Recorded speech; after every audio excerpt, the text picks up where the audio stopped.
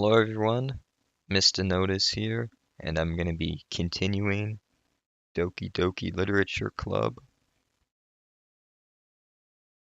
And where we last left off, we had just gotten ready for the festival, and today's the day of the festival.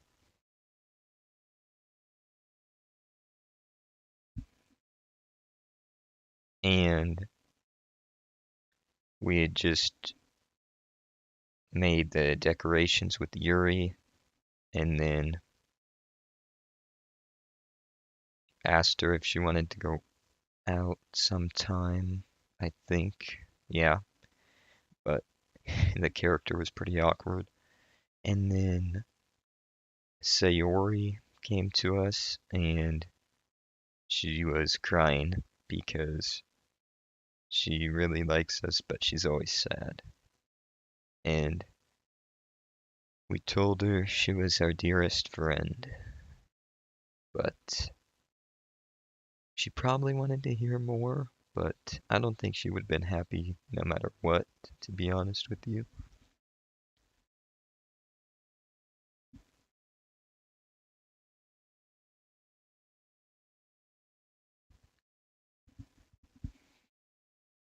Alright, so that's the recap.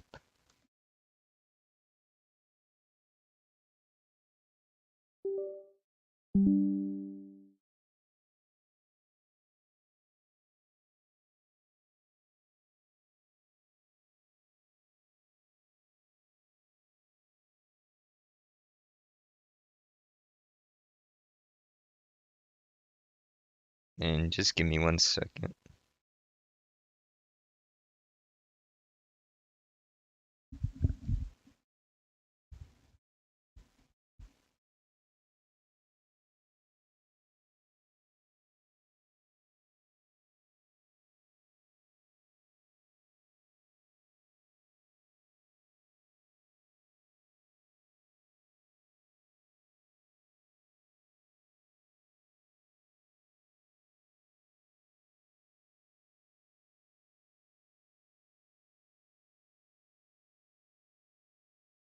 I really should have plugged that in first.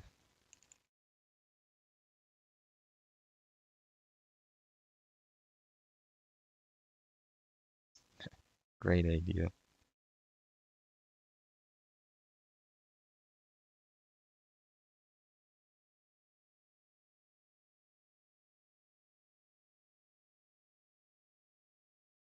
Alright, I think it's working.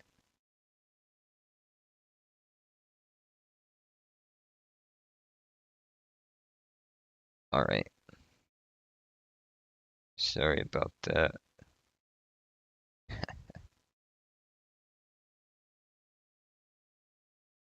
Alright, now with the new stuff. It's the day of the festival.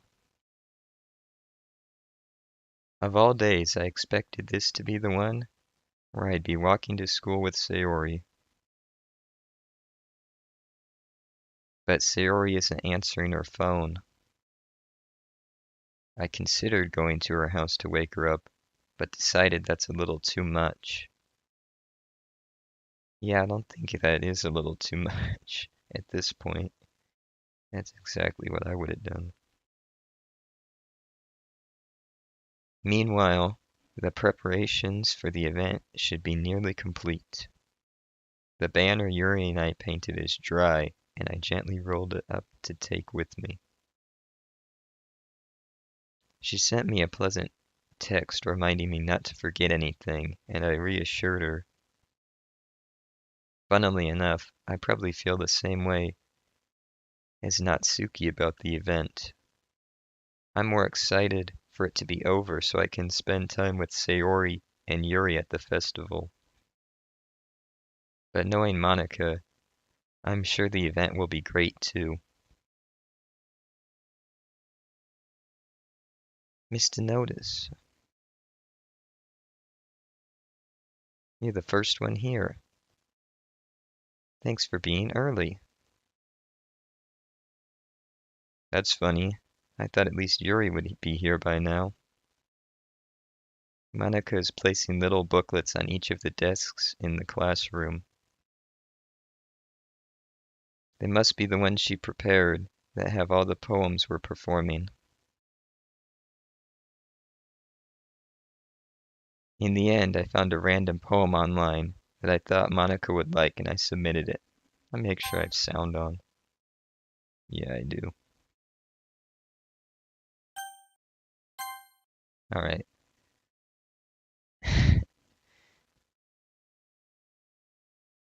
So that's the one I'll be performing. Wow, trying to impress Monica. What a chump. I'm surprised you didn't bring Sayori with you. Yeah, she overslept again.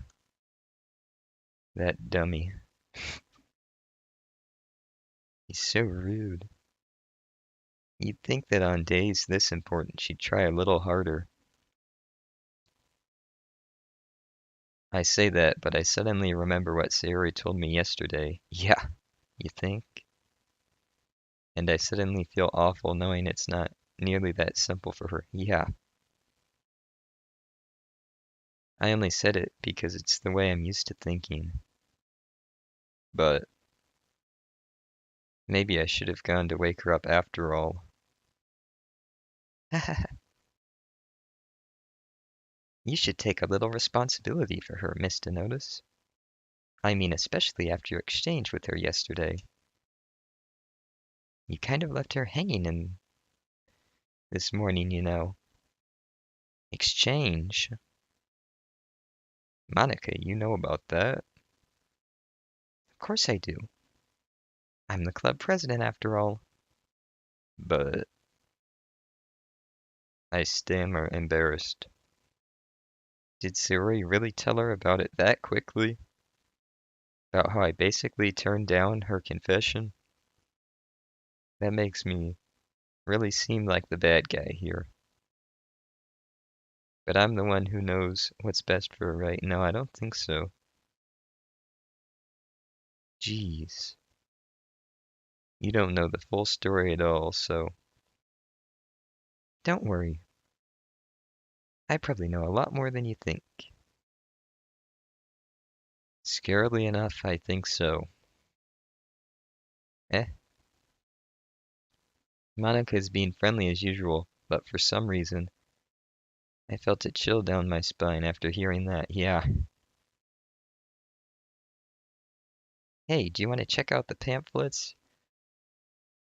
They came out really nice. Yeah, sure. I grabbed one of the pamphlets laid out on the desk.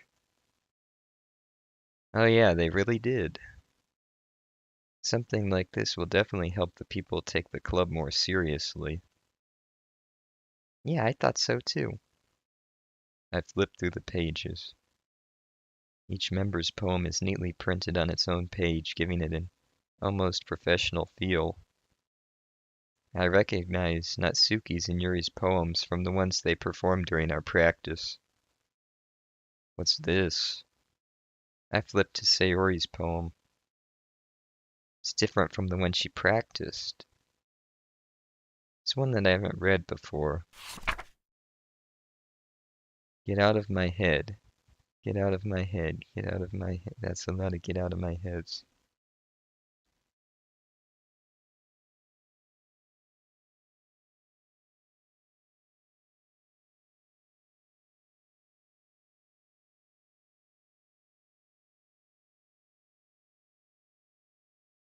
Get out of... Okay, there's just a lot of get out of my heads, and then it goes, get out of my head before I do what I know is best for you. Get out of my head before I listen to everything she said to me.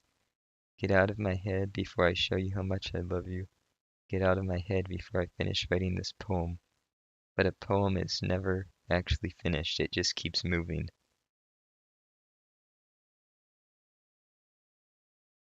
That's not good.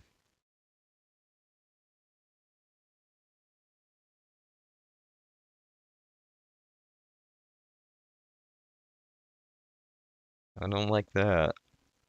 Ah, what is this? Reading the poem, I get a pit in my stomach. Yeah. Mr. Notice. What's wrong? Nothing.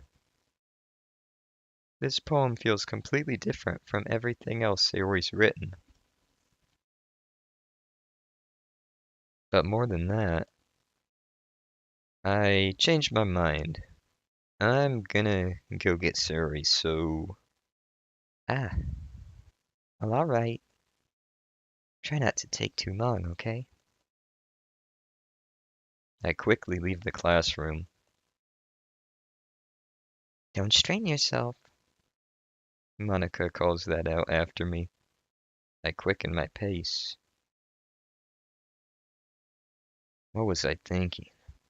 I should have tried a little bit harder for Sayori. It's not a big deal to at least wait for her to help her wake up. But even the simple gesture of walking her to school makes her really happy. Besides, I told her yesterday that things will be the same as they always have been. That's all she needs and what I want to give to her. I reach Sayori's house and knock on the door. I don't expect an answer since she's not picking up her phone either. Like yesterday, I opened the door and let myself in. Sayori, she really is a heavy sleeper. I swallow. I can't believe I ended up doing this after all. Waking her up in her own house. Isn't that more like something a boyfriend would do? No, I don't think so. I mean, yeah, but that too, but should do it anyway.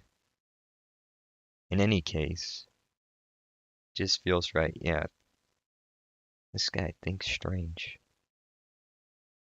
Outside, outside Sayori's room, I knock on her door. Sayori, wake up, dummy. There's no response. I really didn't want to have to enter a room like this. Isn't it kind of a breach of privacy? But she really leaves me no choice. I gently open the door.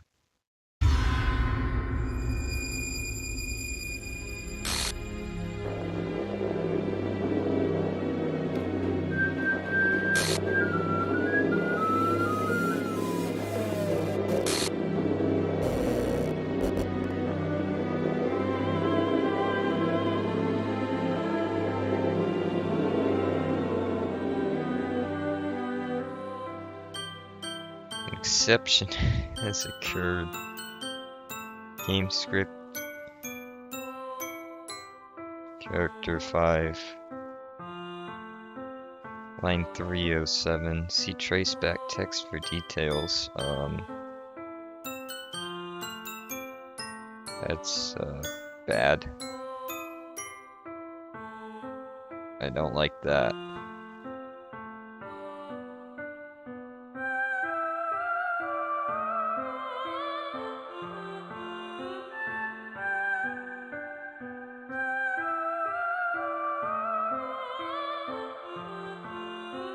What the hell? What the hell? Is this a nightmare? It has to be. This isn't real. There's no way this can be real. Sorry, wouldn't do this. Everything was normal up until a few days ago. That's why I can't believe what my eyes are showing me. I suppressed the urge to vomit. Just yesterday, I told Sayori I would be there for her. I told her I know what's best and that everything will be okay. And why would she do this? How could I be so helpless? What did I do wrong? Turning down her confession has to be what pushed her over the edge. Her agonized scream still echoes in my ears. Why did I do that to her when she needed me the most?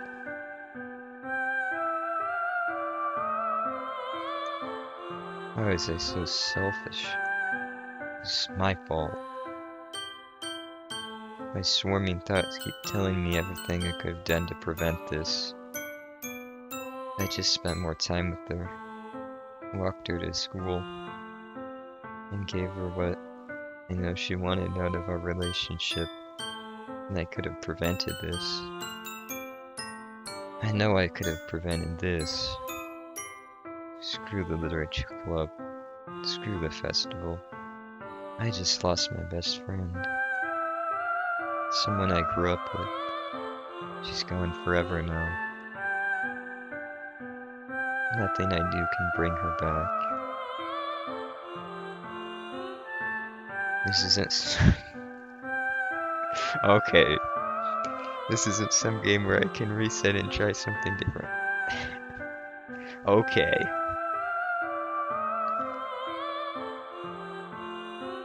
I had only one chance and I wasn't careful enough. And now I'll carry this guilt with me until I die. Nothing in my life is worth more than hers. But I still couldn't do what she needed from me. And now, I can never take it back. Never. Never. Never. Never. Never. And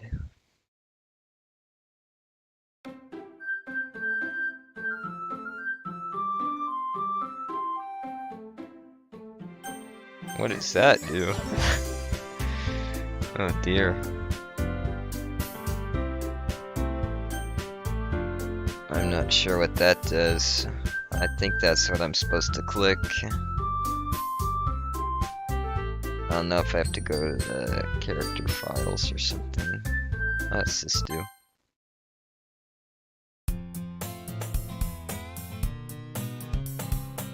Unreadable text.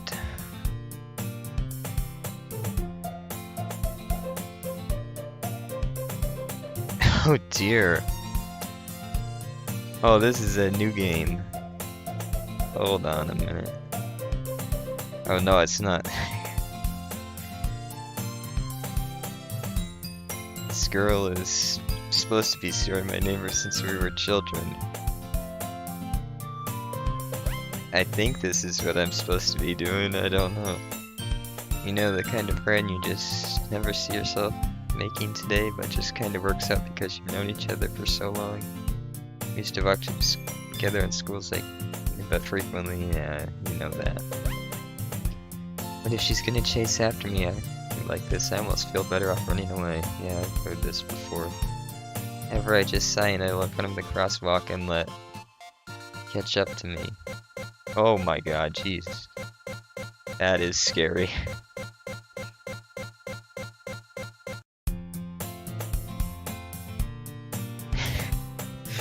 It's an ordinary school day like any other. Yeah, I don't think it is. I really don't think it is. Mornings are usually the worst. Being surrounded by couples and friend groups walking to school together. Meanwhile, if I was walked to school alone, no I haven't. What the hell? I always tell myself it's about time I meet some girls or something like that. No, I don't. I have no motivation to join any clubs. I'm perfectly content just getting by on average while spending my free time on games and anime. There's always the anime club, but it's not like there would be any girls in it anyway. The school day is as ordinary as ever, and it's over before I know it. After I pack up my things, I stare blankly at the wall, looking for an ounce of motivation. Clubs. There really aren't any that interest me. Besides, most of them would probably be way too demanding for me what to deal with. I guess I have no choice but to start with the anime club. Missed a notice? Oh, it's Monica. Monica? Oh my goodness, I totally didn't expect you to see me here. It's been a while, right? Yeah, it has. not long enough. Monica smiles sweetly. We do know each other well. We rarely talk, but we were in the same class last year. Monica was probably the most popular girl in class. Smart, beautiful, athletic. Basically completely out of my league. I'll say it again as I said it in the first one. I don't know about that one. So having her smile at me so genuinely feels a little... What did you come in here for anyway? Oh, I've just been looking for some supplies to use for my club. Do you know if there's any construction paper in here? Or markers? I guess you could check the closet. You're in the debate club, right? About that. I actually quit the debate club. Really? You quit? Yeah. To be honest, I can't stand all the politics around the major clubs. Feels like nothing but arguing about the budget and publicity and how to prepare for events. I'd much rather take something I personally enjoy and make something special out of it. In that case, what club did you decide to join? Actually, I'm starting a new one. A literature club. Literature? That sounds kind of dull. I don't know about that one. How many members do you have so far? It's kind of embarrassing, but there's only 3 of us so far. Well, there should be 4. It's really hard finding new members for something that sounds so boring. Well, I can see that. Yeah, especially when you kill them. But it's really not boring at all, you know? Literature can be anything. Reading, writing, poetry. I mean, one of my members even keeps her manga collection in the classroom, in the club room. Wait, really? Yeah, it's funny, right? She always insists that manga is literature, too. I mean, she's not wrong, I guess. And besides, a member's a member, right? Did Monica say she? Hey, Mr. Notice. By any chance, are you still looking for a club to join? I mean, I guess so, but... In that case... Is there any chance you could do me a big favor? I won't ask you to join, but... If you could at the very least visit my club, it would make me very happy. Please? Well, I guess I have no reason to refuse. Besides, how could I ever refuse someone like Monica? I don't know about that one. This character is a silly guy. Not in a particularly good way. Sure, I guess I could check it out. Awesome. You're really sweet, Mr. Notice, you know that? It's nothing really. Shall we go then? I'll look for the materials another time. You're more important. And thus, today marks the day I sold my soul to Monica and her irresistible smile. I timidly follow Monica across the school and upstairs, a section of the school I rarely visit, being generally used for third-year classes and activities. Monica, full of energy, swings open the classroom door. I'm back! And I brought a guest with me. Eh? I guess. Seriously, you brought a boy? Way to kill the atmosphere. Don't be mean, Natsuki. But anyway, welcome to the club, Mr. Notice. All words escape me in this situation. This club is full of incredibly cute girls. So let me guess. You're Monika's boyfriend, right? What? No, I'm not. Natsuki.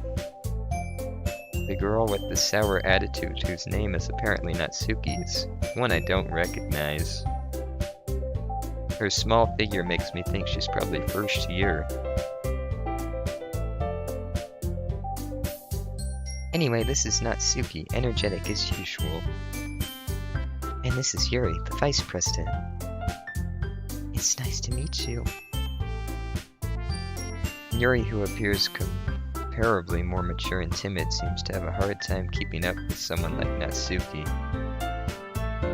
Yeah, it's nice to meet both of you.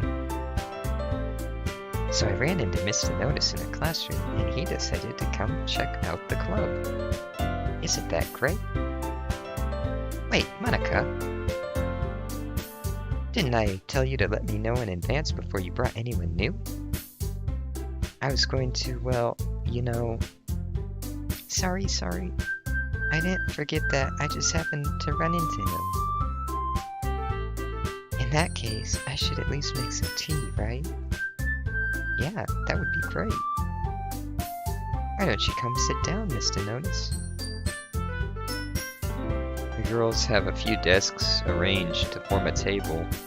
Yuri walks to the corner of the room and opens the closet. Meanwhile, Monika and Natsuki sit across the room from each other. Still feeling awkward. Excuse me. I take a seat next to Monika. So I know you really didn't plan on coming here, but we'll make sure you feel right at home, okay? As president of the Literature Club, it's my duty to make the club fun and exciting for everyone. I'm surprised there aren't more people in this club yet. Must be hard to start a new club. You could put it that way. Not many people are very interested in putting out all the effort to start something brand new. Especially when it's something that doesn't grab your attention like literature.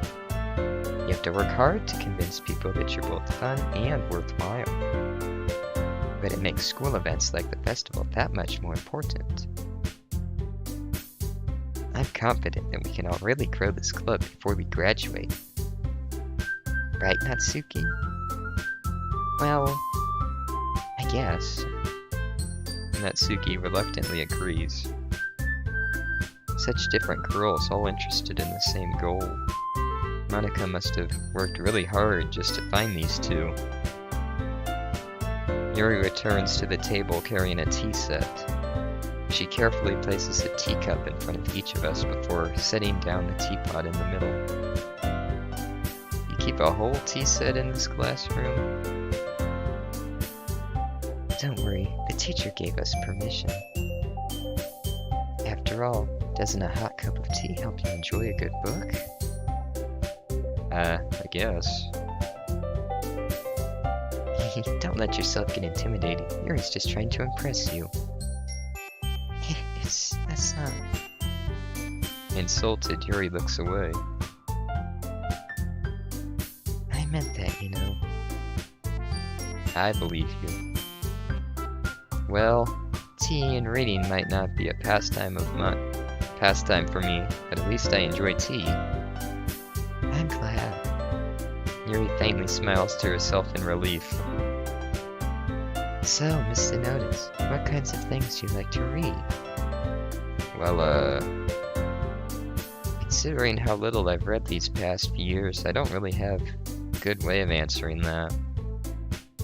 Manga. I mutter quietly to myself, half joking. Natsuki's head suddenly perks up. Looks like she wants to say something, but she keeps quiet. Not much of a reader, I guess. Well, that can change. What am I saying? Spoke without thinking after seeing Yuri's sad smile. Anyway, what about you, Yuri? Well, let's see. Yuri traces the rim of her teacup with her finger. My favorites are usually novels that build deep and complex fantasy worlds. The level of creativity and craftsmanship behind them is amazing to me. And telling a good story in such a foreign world is equally impressive. Yuri goes on, clearly passionate about her reading. She seems so reserved and timid since the moment I walked in, but it's obvious by the way her eyes light up that she finds her comfort in the world of books, not people. But you know, I like a lot of things. Stories with deep psychological elements usually immerse me as well.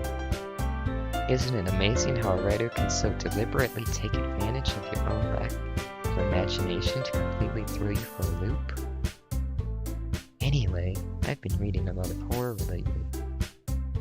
I read a horror book once. I desperately grasped something I can relate to at the minimal level. This rate, Yuri might as well be having a conversation with a rock. I'd expect that from you, Yuri.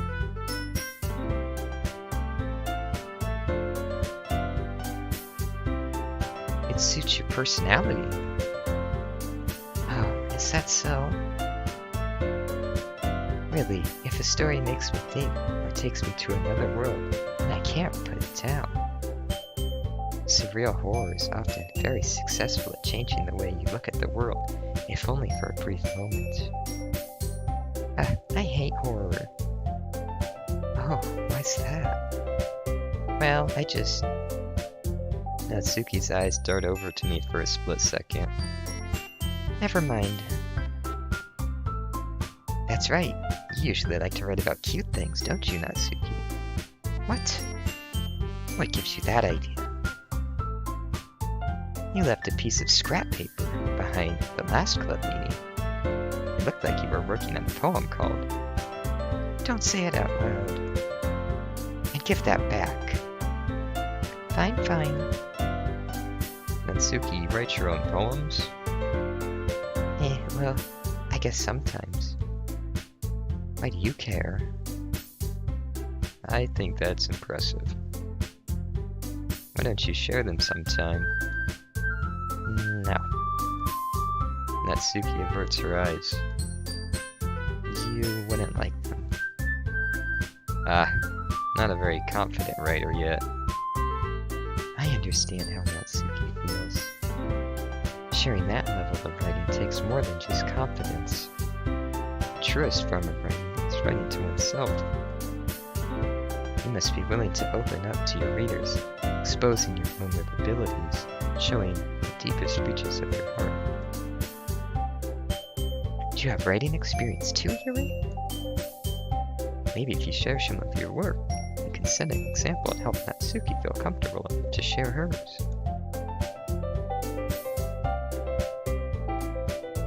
I guess it's the same for Yuri. We all sit in silence for a moment. Hey, I just got an idea. How about this? Natsuki and Yuri look quizzically at Monika. Let's all go home and write a poem of our own. Then the next time we meet, we'll all share them with each other. That way, everyone is even.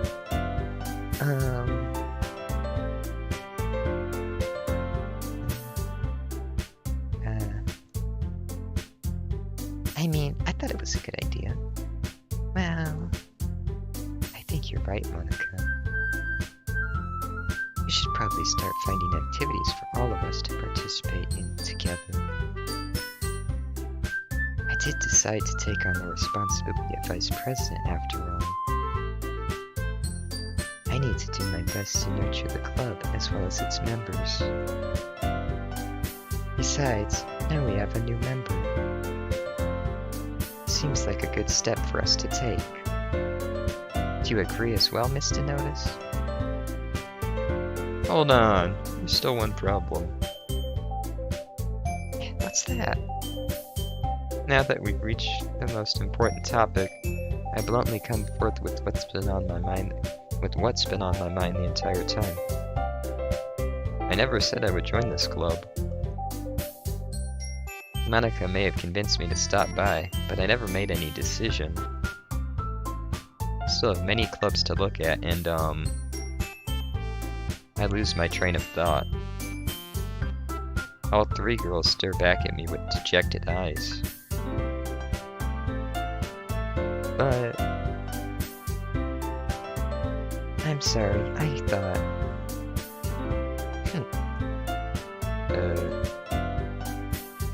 The girls exchange glances before Monica turns back to me. I guess I need to tell you the truth, Mr. Notice. The thing is, we don't have enough members yet to form an official club. We need 4, and I've been trying really hard to find new members. And if we don't find one more before the festival, I am defenseless against these girls. How am I supposed to make a clear-headed decision when it's like this? I would feel terrible for letting everyone down in this situation. And besides, the club itself seems pretty relaxed. So if writing poems is the price I need to pay in order to spend every day with these beautiful girls... Right. What did you miss? Well, Sayori dead, and spooky things happening, and Monica being creepy, and then the character thinking that he didn't have a friend and he walked to school alone. The beginning dialogue being the same, and then he's alone. I'm on Act 2, or Part 2. Okay, I've decided then. I'll join the literature club. Yeah, Rip Sayori. Yup. Couldn't agree more. One by one, the girl's eyes light up.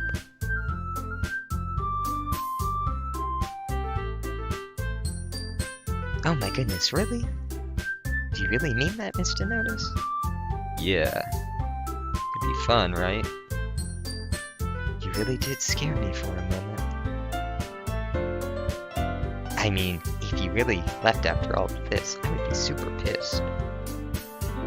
Mr. Notice, I'm so happy. We can be an official club now. Thank you so much for this. You're really amazing. Still going for Yuri or switching it up? Still going for Yuri. Come on, man. Who else?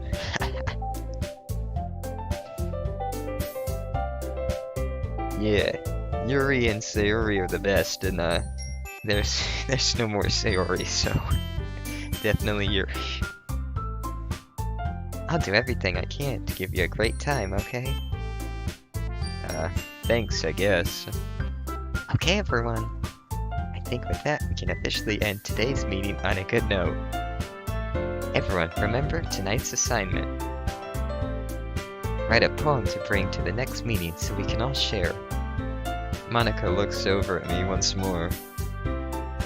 Just notice, I look forward to seeing how you express yourself. Hehehe. Epic pose.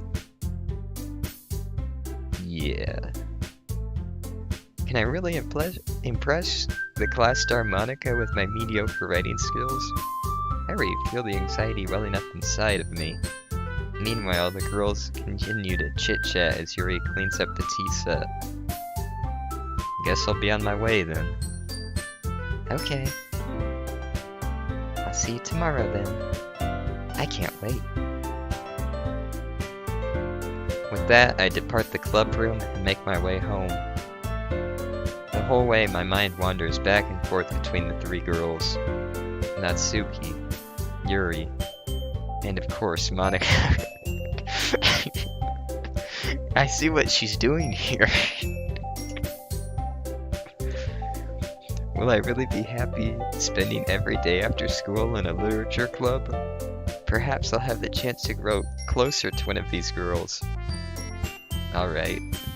I just need to make the most of my circumstances, and I'm sure good fortune will find me. And I guess that starts with writing a poem tonight.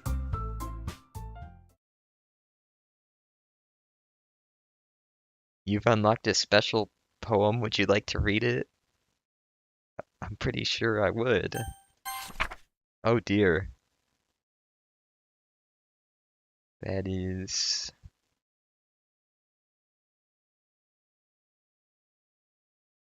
hard to tell exactly what that is. Looks like Monica.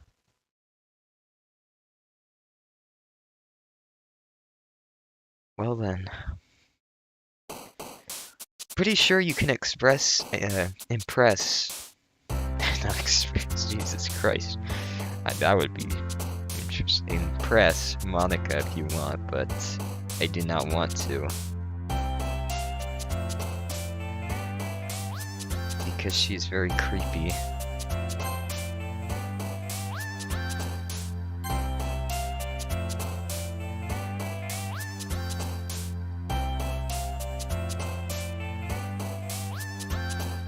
Yeah, I don't know if...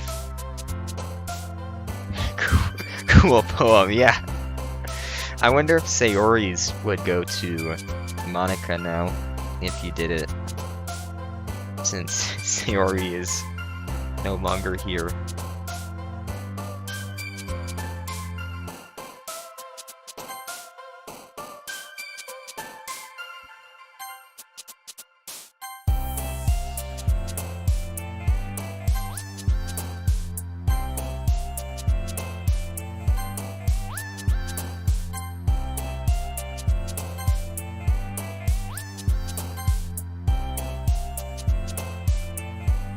No, just the two? Oh.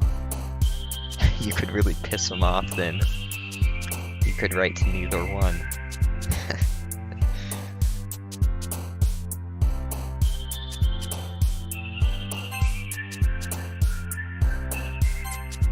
Imagine you write to neither one of them.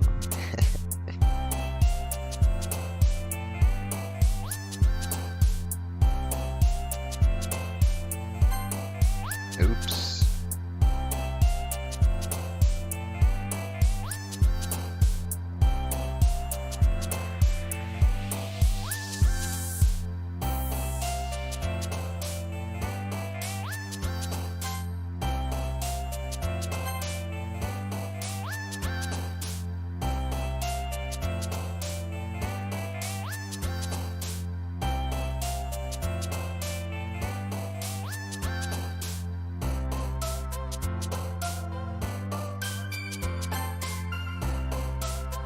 After image, that's a good one.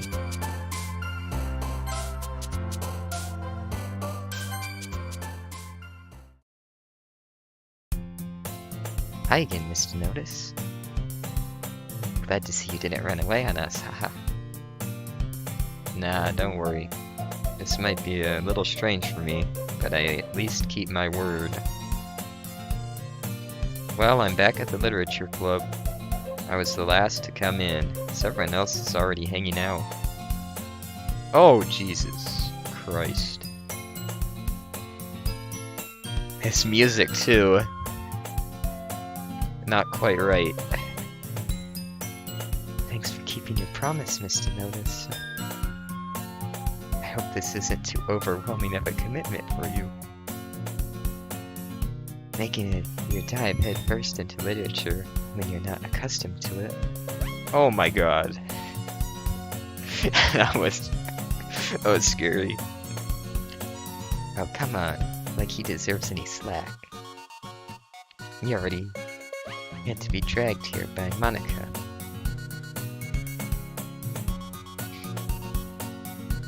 Holy shit. I see it. Yeah. Yeah, I see it. The back wall, yeah. Oh my god.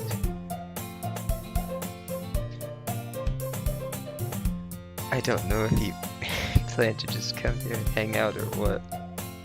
Oh my god.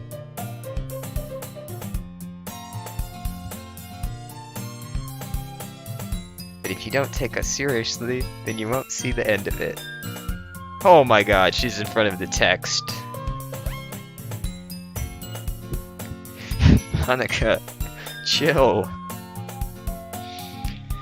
Natsuki certainly have a big mouth for someone who keeps a manga collection in the club room.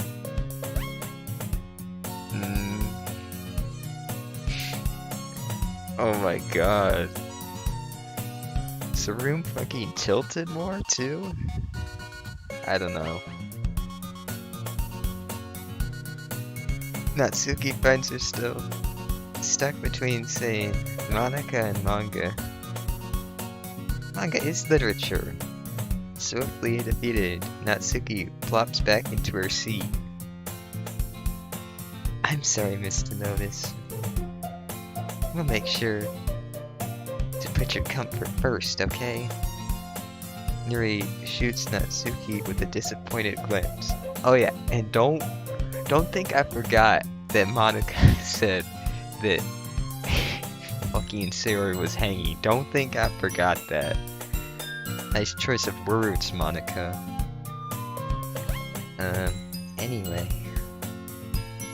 Now that you're in the club and all, perhaps you might have interest in picking up a book to read. Well, I can't really say no either way. Like you said, I'm in this club now, so it only feels right for me to do it with someone with accidental flirting. So it only feels right for me to do something like that, if you ask. Wait, I didn't mean it like that. What I actually said, I think she would have been even more embarrassed a little bit. In a good way, though. If you don't really want to, then forget I said anything, I guess. No, it's not that, Yuri. I want to try to be part of this club. So even if I don't read often, I'd be happy to pick up a book if you wanted me to. Are you sure? I just felt like... Well, as vice president, that I should help you get started on something you might like. Yuri reaches into her bag and pulls out a book. I didn't want you to feel left out, so I picked out a book that I thought you might enjoy.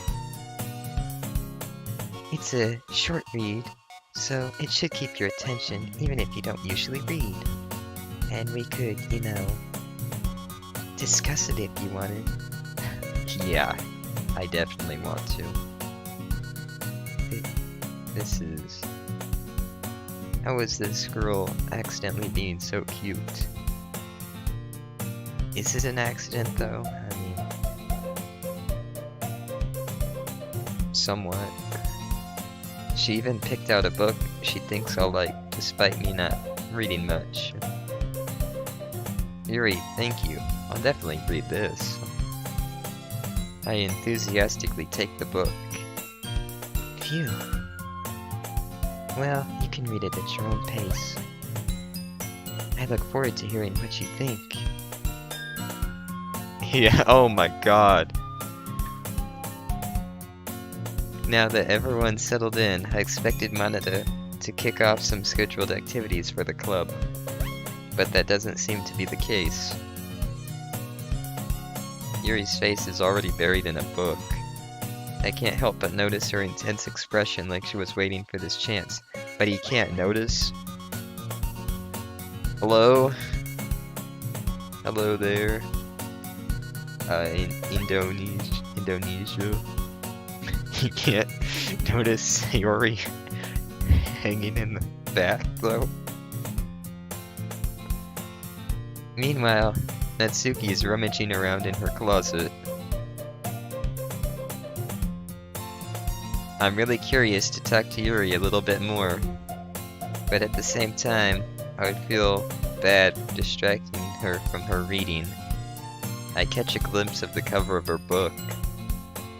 Looks like the same book she lent to me. More than that, she seems to be on the first few pages.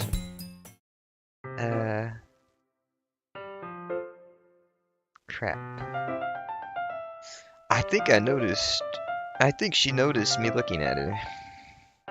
She sneaks another glance at me and our eyes meet for a split second. But that only makes her hide her face deeper in the book. Sorry, I was just spacing out. I mutter this, sensing I made her uncomfortable. Oh, it's fine. If I was focused, then I probably wouldn't have noticed in the first place. But I'm just rereading a bit of this, so... That's the book you gave me, right? Mm-hmm. Oh my god. Whoa. Her face is falling apart. That is... scary. I wanted to reread some of it. Not for any particular reason. Just curious, how come you have 2 copies of the same book?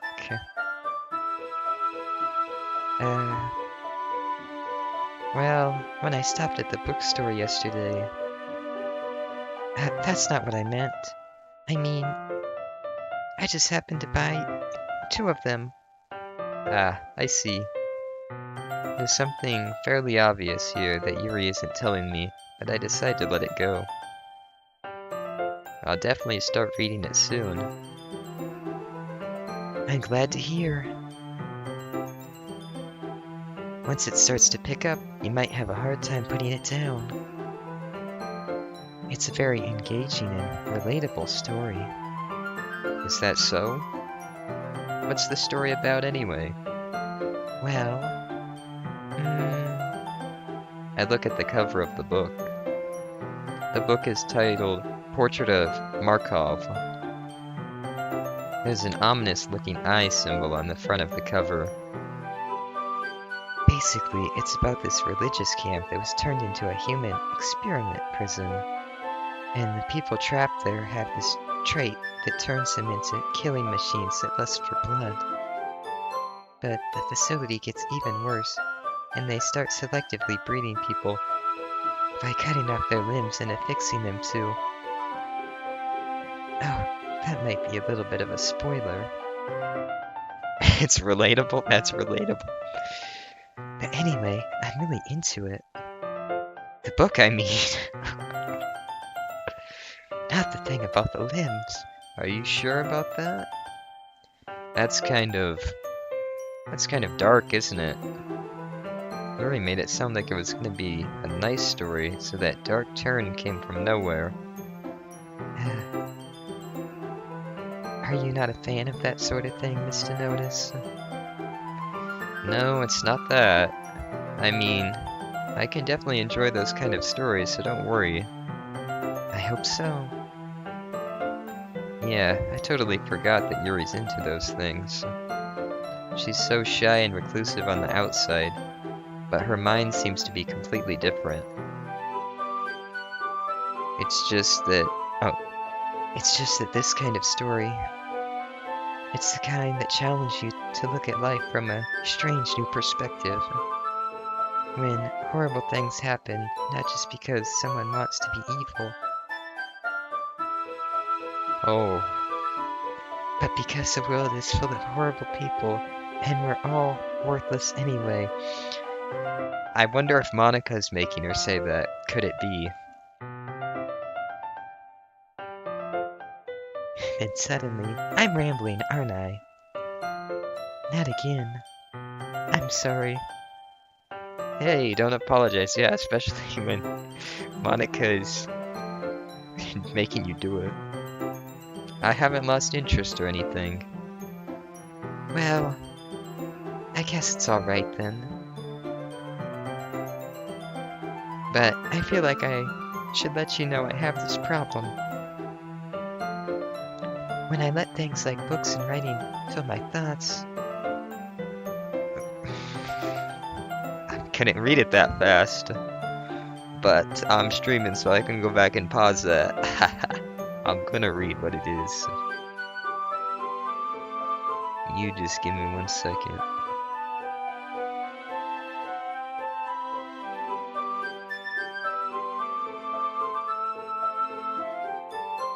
Oh, I'm gonna get it. No, Monica's a normal girl.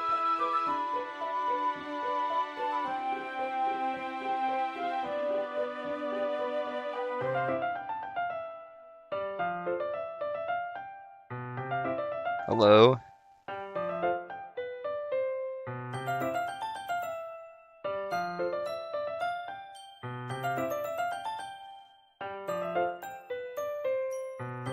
I'm gonna get it. She says, my whole body gets incredibly unreadable redacted symbols that are possibly readable if you can decode them. I kind of forget to pay attention to other people. So, I'm sorry if I end up saying something strange. And please stop me if I start talking too much. I really don't think you need to worry. That just means you're passionate about reading. The least I can do is listen. It is a literature club after all. Well, that's true. In fact, I might as well get started reading it, right? Oh my god. Yes. I mean, you don't have to, but... What were you saying? Let me just get the book. I quickly retrieved the book that I had just put into my bag. Alright, it's fine if I sit here, right? I slip into the seat next to Yuri's. Yeah. Are you sure? You seem a little apprehensive. I'm sorry. It's not that I don't want you to. It's just something I'm not very used to. That is, reading in company with someone. I see. Well, just tell me if I end up distracting you or anything. Alright. I open the book and start the prologue. I soon understand what Yuri means about reading in company. It's as if I can feel their presence over my shoulder as I read. It's not a particularly bad thing, maybe a little distracting, but the feeling is somewhat comforting. Yuri's in the corner of my eye. I realize that she's not actually looking at her own book. I glance over. It looks like she's reading from my book instead. Sorry. Oh. couldn't get that. I've got it on playback. Don't worry. I will see it.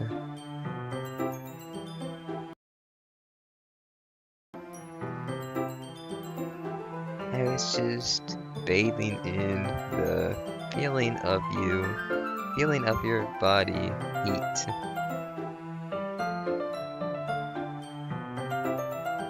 Whoa, okay, Yuri. Wow. Yuri, you really apologize a lot, don't you? I do? I don't really mean to. Sorry. I mean... Here, this should work, right? I slide my desk until it's up against Yuri's, and hold my book more between the two of them. I suppose so. Yuri timidly closes her own copy. Once we each lean in a little bit, our shoulders are almost touching. Feels like my left arm is in the way, so I instead use my right hand to hold the book open.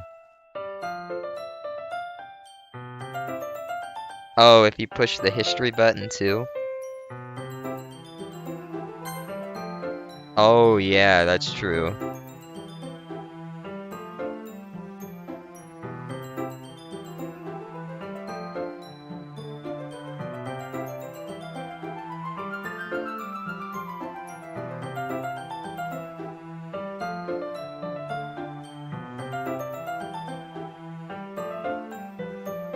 Oh, I don't think they showed the glitched in the history though. The crazy ass glitch stuff, cause that I didn't skip that. That just glitched on, like it went by quick. But I've got the stream up too, so I can pause it and read it. Ah, that makes it kind of difficult to turn the page.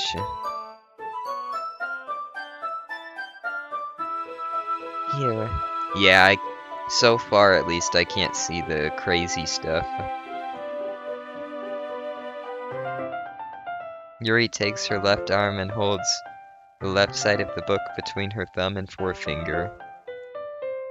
Ah, I do the same with my right arm on the right side of the book.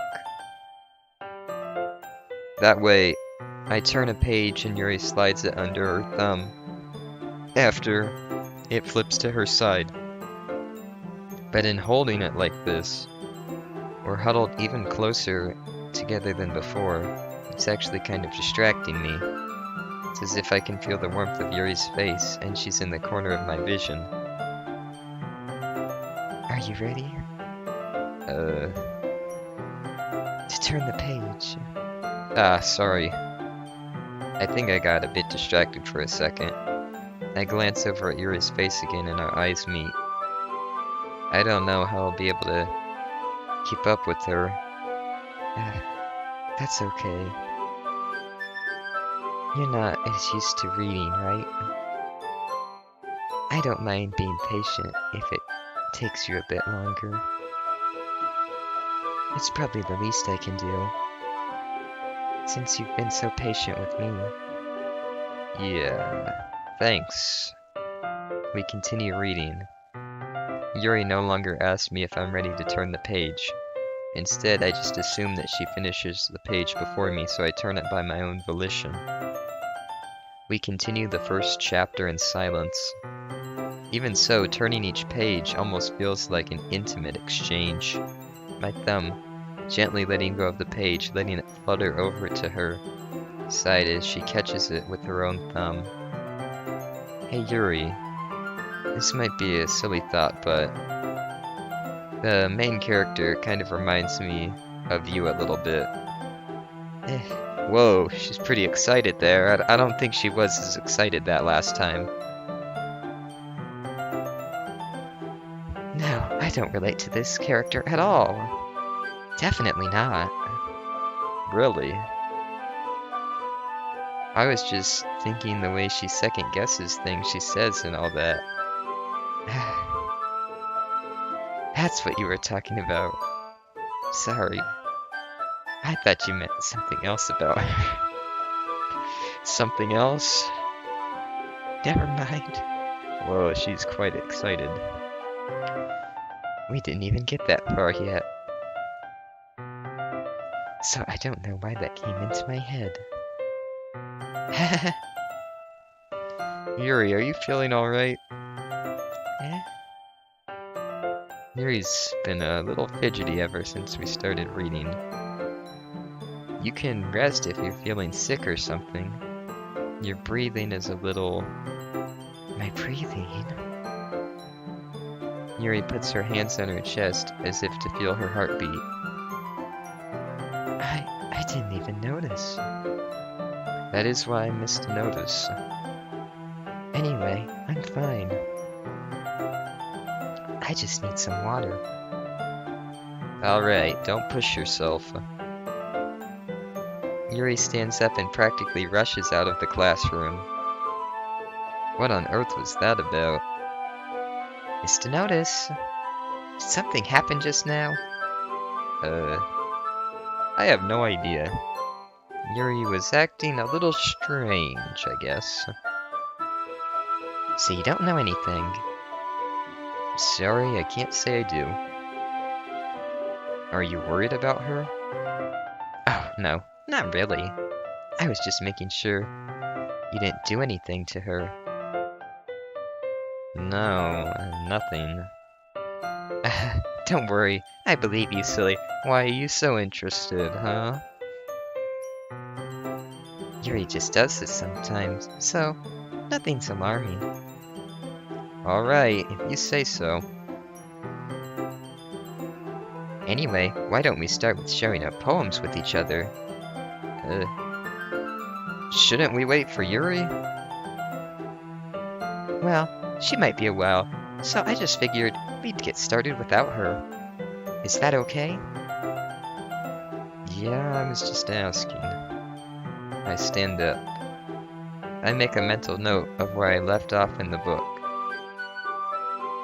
Then I slip it back into my bag. Dude, that's never a good idea. You will probably not be able to remember just where you were. But maybe. Who should I share my poem with first? I really don't want to talk to Monica. I told Natsuki that I was interested in her poems yesterday. It's probably only fair if I shared mine with her first.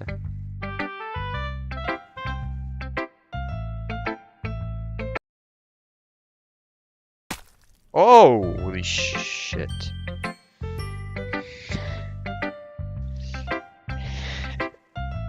I wasn't expecting that. Mr. Notice, if you're not going to take this club seriously, then go home. What? Harsh. What, do you expect me to believe that you actually put effort into this? Do you think I'm stupid? I'm not a writer. Maybe it's not very good, but yeah, I did put in effort. We all start somewhere, right? If you're still proud of your first poem you ever wrote, then I'd like to read it. Painful to think about? Fine. Well, sorry. You'll get better anyway. I'd tell you what to improve, but you're better off just trying again. Fair enough. Well, to each their own, I guess. Anyway, I guess I gotta share mine now. Knowing you, you'll probably think it's stupid. Eagles can fly, monkeys can climb, crickets can leap, horses can race, owls can seek, cheetahs can run, eagles can fly, people can try, but that's about it. Yeah, I think that's the same as her first one. Yeah, I told you that you weren't gonna like it. Whoa, who said that? I like it. What? Just be honest. I am. Why are you so convinced that I wouldn't like it? Well, because everyone in high school thinks that writing has to be all sophisticated and stuff. So people don't even take my writing seriously. But isn't the point of poems for people to express themselves?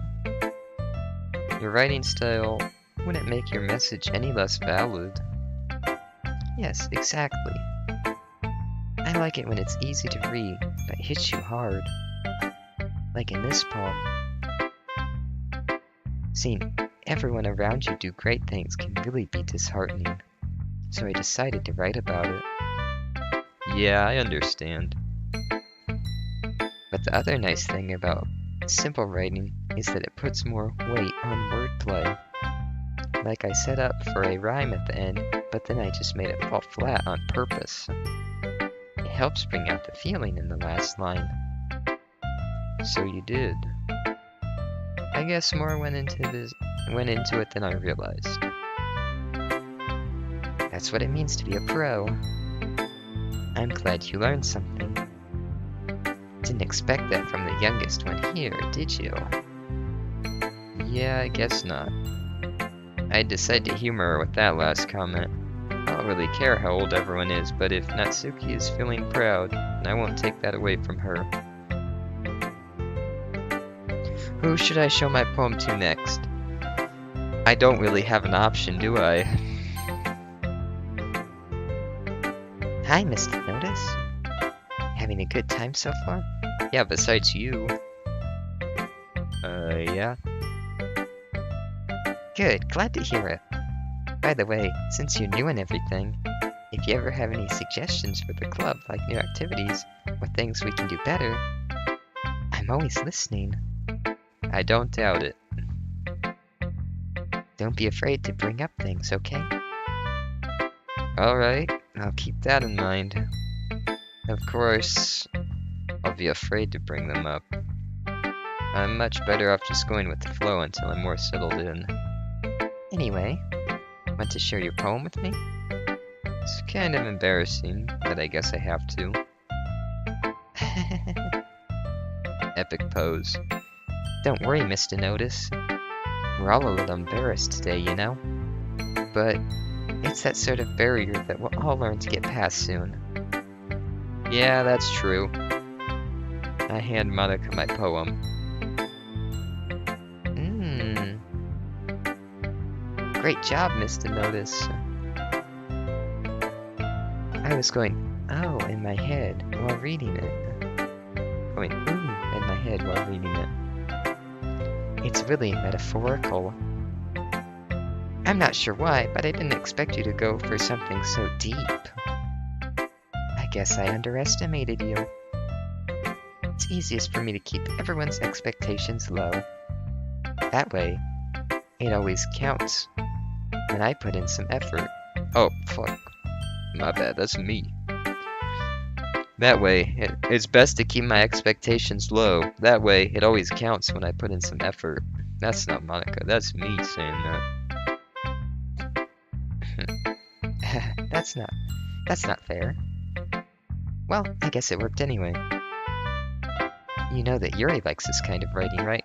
Oh, I know. Writing that's full of imagery and symbolism. Sometimes I feel like Yuri's mind is just totally detached from reality. I don't mean that like a bad thing, though. I think you probably do. But sometimes I get the impression that she's just totally given up on people. She spends so much time in her own head that it's probably a much more interesting place for her. But that's why she gets so happy when you treat her with lots of kindness. I don't think she's used to being indulged like that. She must be really starved for social interaction, so don't blame her for coming on a little strongly. Like earlier. I think if she gets too stimulated, she ends up withdrawing and looking for alone time. Suddenly, the door opens. Yuri! I'm back. Did I miss anything? Not really. Well, we all started sharing up poems with each other. Already? I'm sorry for being late. No need to apologize. We still have plenty of time, so I'm more glad that you took all the time you needed. Alright. Thanks, Monica. I suppose I should go get my poem now. Anyway, do you want to read my poem now? Don't worry, I'm not very good. You sound pretty confident for someone who claims not to be very good. Well, that's because I have to sound confident. That doesn't mean I always feel that way, you know? I see. Well, let's just read it then.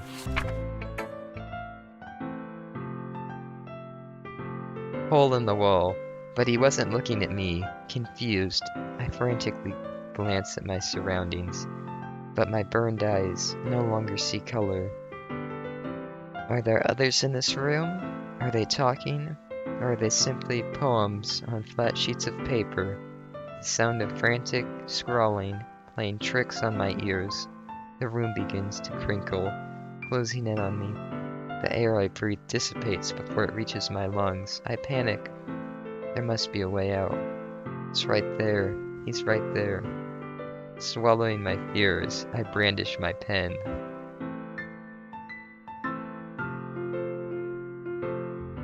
So, what do you think? It's very freeform. That's what you want to call it. Yeah, I think she's talking about me. Could it be? Sorry, I'm not really the right person to ask for feedback. It's okay. Yeah, that kind of style has gotten pretty popular nowadays. That is, a lot of poems have been putting emphasis on the timing between words and lines. When performed out loud, it can be really powerful. What was the inspiration behind this one?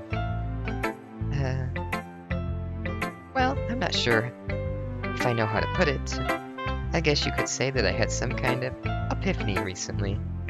It's been influencing my poems a bit. An epiphany? Yeah, something like that. But I'm kind of nervous to talk about deep stuff like that because it's kind of coming on strongly. Maybe after everyone is better friends with each other. Anyway, here's Monica's writing tip of the day. Sometimes when you're writing a poem or a story, your brain gets so fixated on a specific point. If you try so hard to make it perfect, then you'll never make any progress. Just force yourself to get something down on the paper and tidy it up later. Another way to think about this is, if you keep your pen in the same spot for too long, you'll get a big dark puddle of ink. Is that referencing something? Am I not supposed to keep my mouse in the same spot? So just move your hand and go with the flow. That's my advice for the day. For today. Thanks for listening. Who should I show my poem to next? Yuri.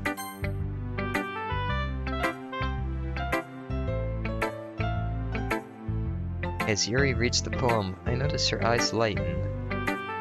Exceptional! What was that?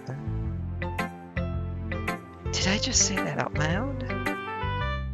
Yuri covers her mouth, but then ends up covering her whole face.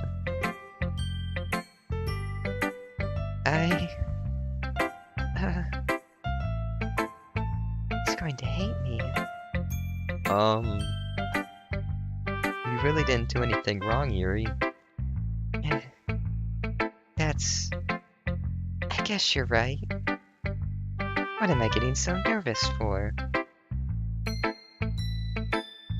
She says the ink thing before too. Yeah, I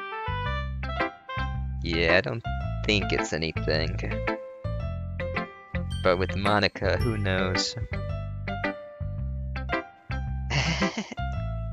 Yuri takes a breath. So, what kind of writing experience do you have? Your use of imagery and metaphors indicates you've written a lot of poetry before. Really? Wow, that's a huge compliment coming from you. This is actually my first time, really. Well, actually no, but yes. Huh? Yuri stares at me blankly, then looks at my poem again. Well, I know that. I just meant, Yuri trails off, unable to find an excuse. She traces her finger along the words in the poem, as if breaking it down more thoroughly. Yeah, okay. This is the reason I was able to tell. It's just that there are specific writing habits that are usually typical of new writers.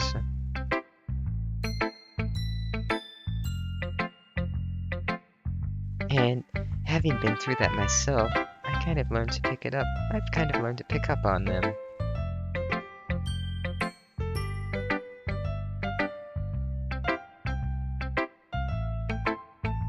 I think the most noticeable thing I recognize is in new writers is that they try to make their style very deliberate. In other words, they tend to pick a writing style separate from the topic matter, and they form-fit the two together. And the end result is that both the style and the expressiveness are weakened. Once Yuri finds her train of thought, it's as if her demeanor totally changes. Her stammering is completely gone. She sounds like an expert. Of course, that's nothing you can be blamed for. There's so many different skills and techniques that go into writing even a simple poem. Not just finding them and building them, but getting them to work together is probably the most challenging part. It might take you some time, but it all comes with practice and learning by example and trying new things. I also hope that everyone else in this club gives you valuable feedback. Natsuki can be a bit biased though. Biased? How? Well, never mind. I shouldn't be talking about people like that. Sorry. It's fine.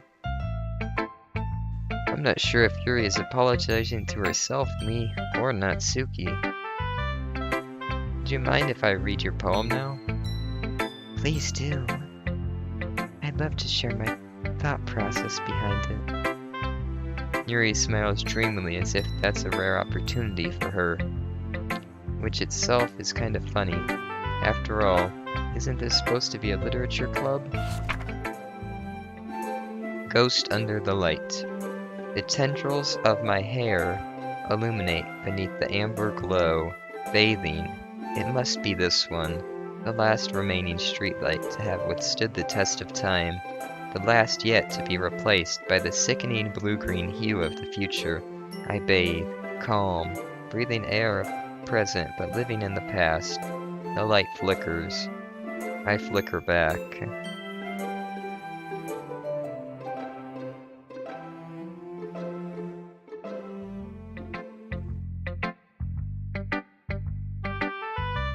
I'm sorry, I have such terrible handwriting.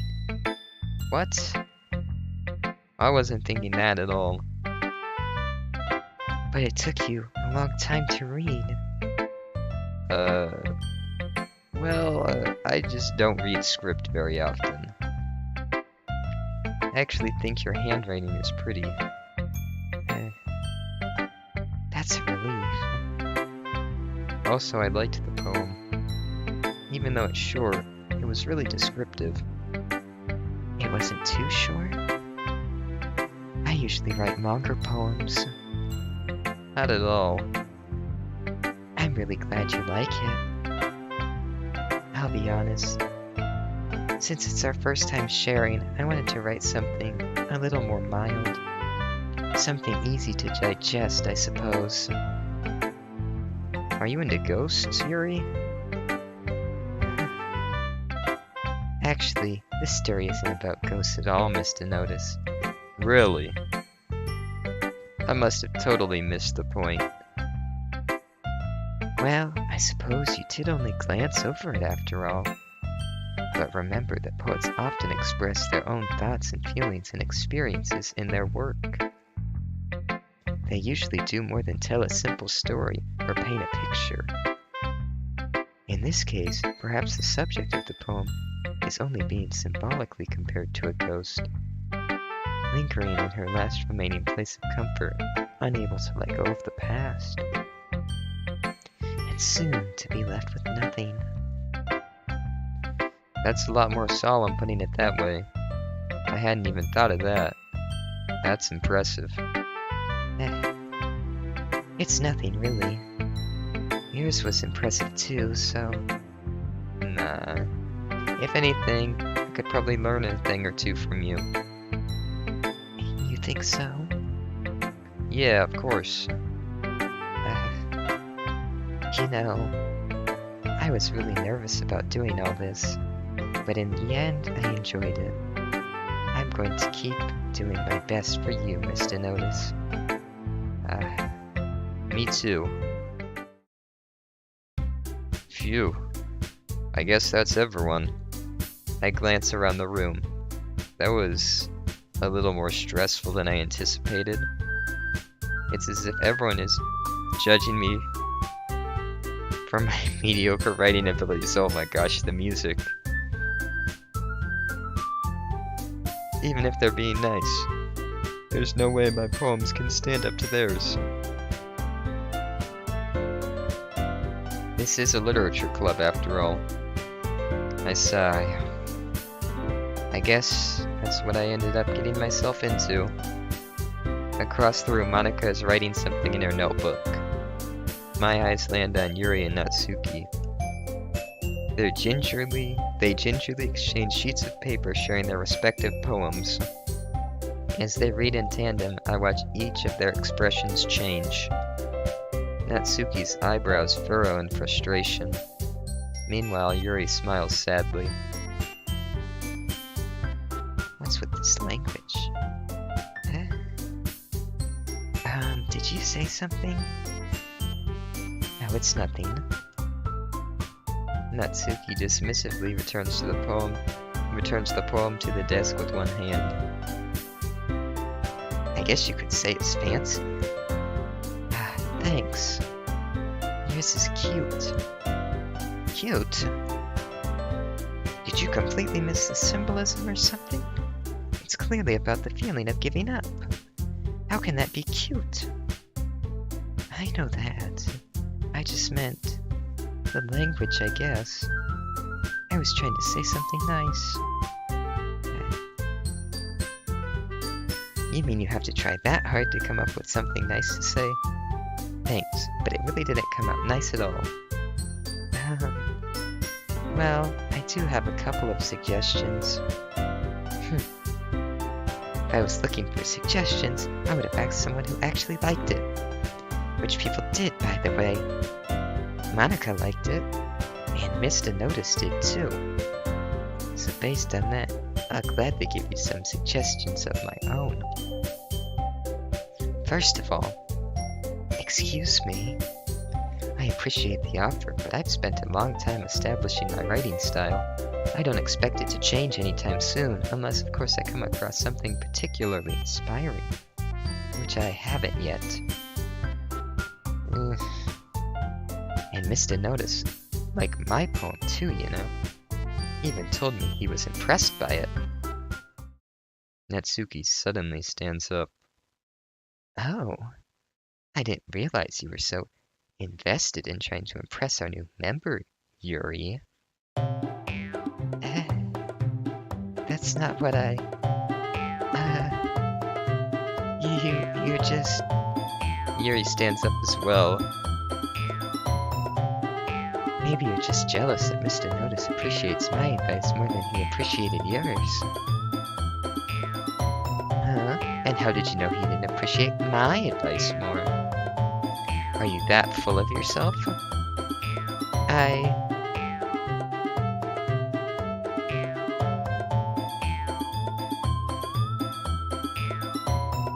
No. If I was full of myself, I would deliberately go out of my way to make everything I do overly cutesy. Well, you know what? I wasn't the one whose boobs magically grew a size bigger as soon as Mr. Notice started showing up. Natsuki. Natsuki, that's a little... This doesn't involve you. Taking out your own insecurities on others like that. Whoa! Oh my god.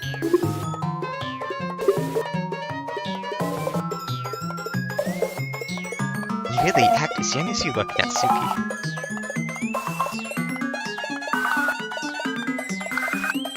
Me, look at who you're talking to. Would it be edgy, bitch? Edgy? Sorry that my lifestyle is too much for someone of your mental age to comprehend. See, just saying that proves my point. Most people learn to get over themselves after they graduate middle school, you know. If you want to prove anything, then stop harassing others with your sickening attitude. You think you can counterbalance your toxic personality just by dressing and acting cute? The only cute thing about you is how hard you try. Whoa, be careful, or you might cut yourself on that edge, Yuri. Oh, my bad. You already do, don't you? Did you just accuse me of cutting myself? What the fuck is wrong with your head? Yeah, go on. Let Mr. Notice hear everything you really think. I'm sure he'll be head over heels for you after this. Ah. Suddenly, Yuri turns towards me as if she would just noticed I was standing here. Mr. Notice, she's just trying to make me look bad. That's not true. She started it.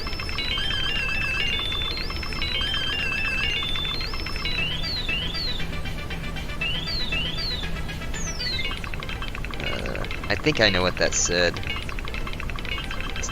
Let's see. I think I know this one again. No way I can read that fast, though.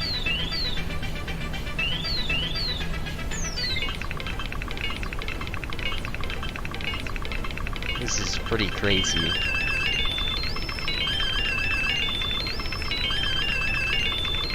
Okay, yep.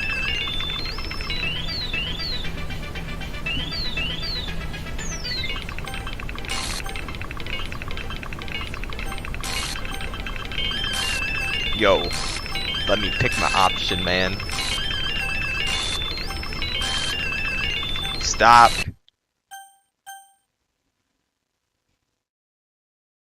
Okay. What am I supposed to do?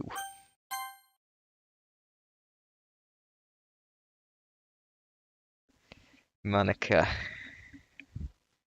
you're in my way. Yuri.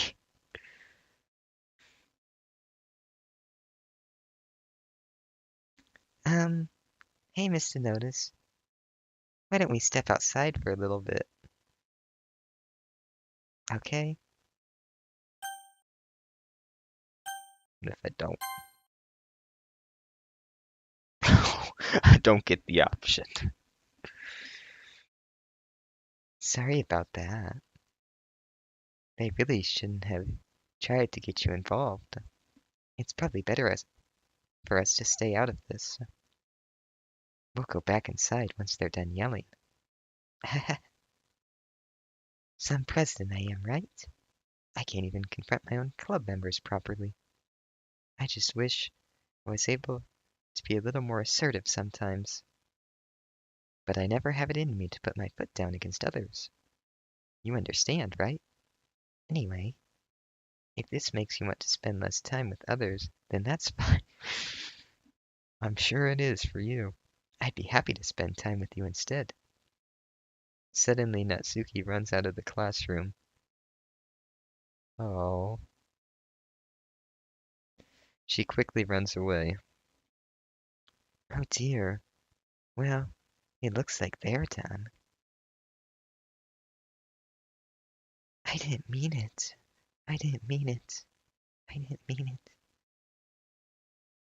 it. Yuri is rocking back and forth in her desk with her palms on her forehead. Yuri? I didn't mean it. I believe you. I have no idea what Yuri might have said to Natsuki, or did.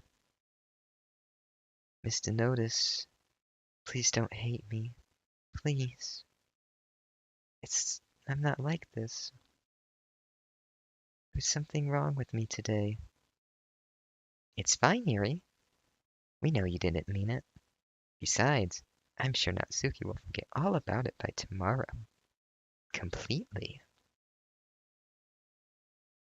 Anyway, the meeting is over, so you can go home now if you want. Yuri looks at me like she wants to say something, but she keeps glancing at Monica. You can go first, Monica. I'd like to stay a little bit longer. I'm the president, so I should be the last one out. I'll wait for you to be done. Well, I'm the vice president, so please let me take that responsibility today. It kind of sounds like you don't want me around for something, Yuri. It's not that. It's not that. I just... I didn't get much chance to discuss my book with Mr. Notice. It would be embarrassing with you listening. I guess I don't really have a choice, do I? I'm sorry for causing trouble, but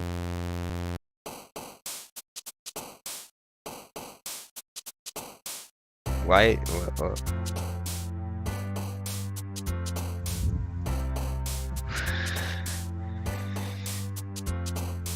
Okay then.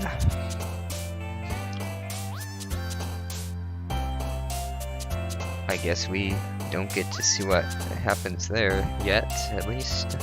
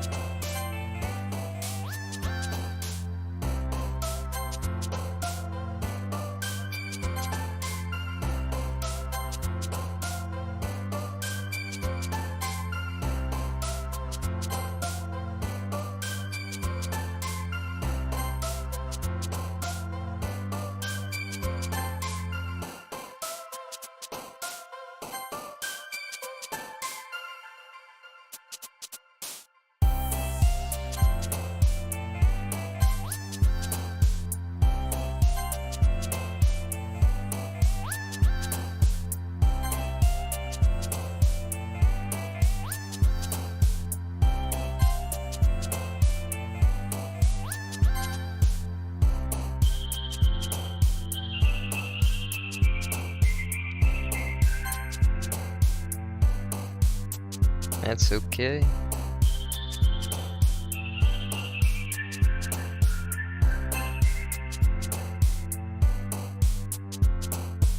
Well, what's this one do? I gotta see who jumps for that. I don't remember seeing that one before.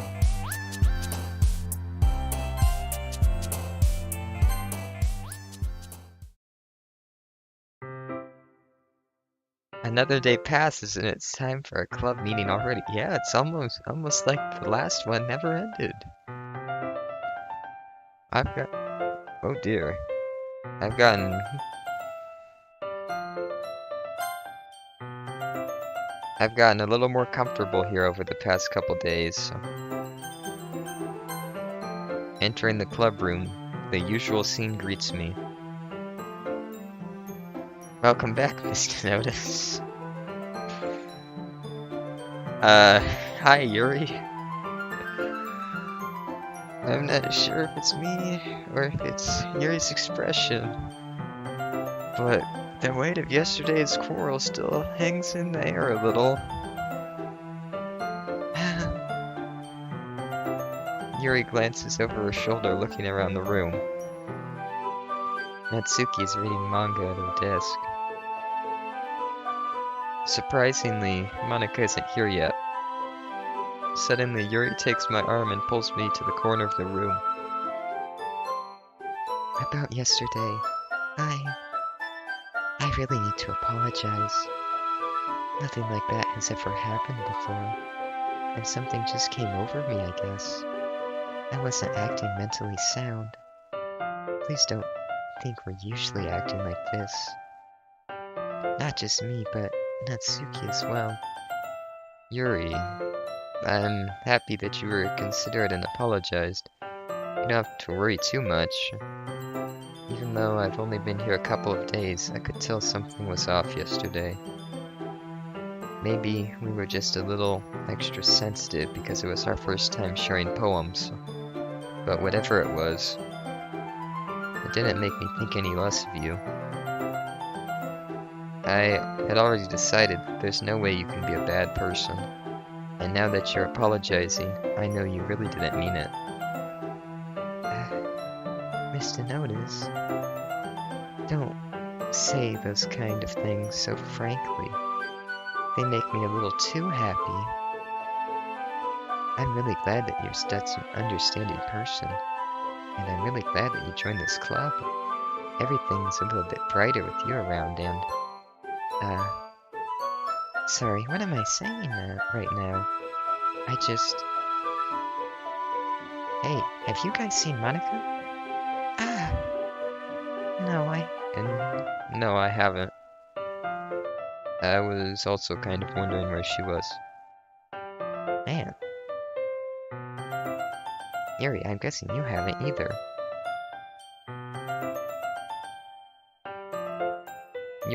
Yuri is clearly taken aback by how calmly Natsuki is addressing her. No, I haven't. Geez, this isn't like her at all. I know it's stupid, but I can't help but worry a little bit. What? I missed something here. No, just a little break. Why are you looking at me like that? Natsuki, about yesterday. I just wanted to apologize. I promise I didn't mean any of the things I said, and I'll do my best to stay under control from now on. So... Yuri, what the heck are you talking about? Did you do something yesterday? Jeez. Whatever's on your mind, I'm sure it was nothing. And I don't remember anything bad happening. You're the kind of person who worries too much about the little things, aren't you? But... I'll accept your apology anyway if it helps you feel better about it. Besides, it's kind of nice to hear since I was already afraid you secretly hated me or something like that. Hehehehe. No, not at all. I don't hate you. Well, you're kind of weird, but I don't hate you either. Natsuki turns to me. You're still on trial, though. Hey! Suddenly the door swings open. I wonder who it can be. Sorry, I'm super sorry. Ah, there you are. I didn't mean to be late. I hope you guys weren't worried or anything. Nah. Well, Natsuki was. I was not. What took you so long anyway? Well, my last period today was study hall. To be honest, I just kind of lost track of time. That makes no sense, though. You would have heard the bell ring at least. Must not have heard it since I was practicing piano. Piano? I wasn't aware you played music as well, Monica. Don't give me more credit than I deserve. I guess I've been practicing for a while, but I'm still not very good yet. Still, that must require a lot of dedication. So I'm still impressed. Well, thank you, Yuri. You should play something for us sometime.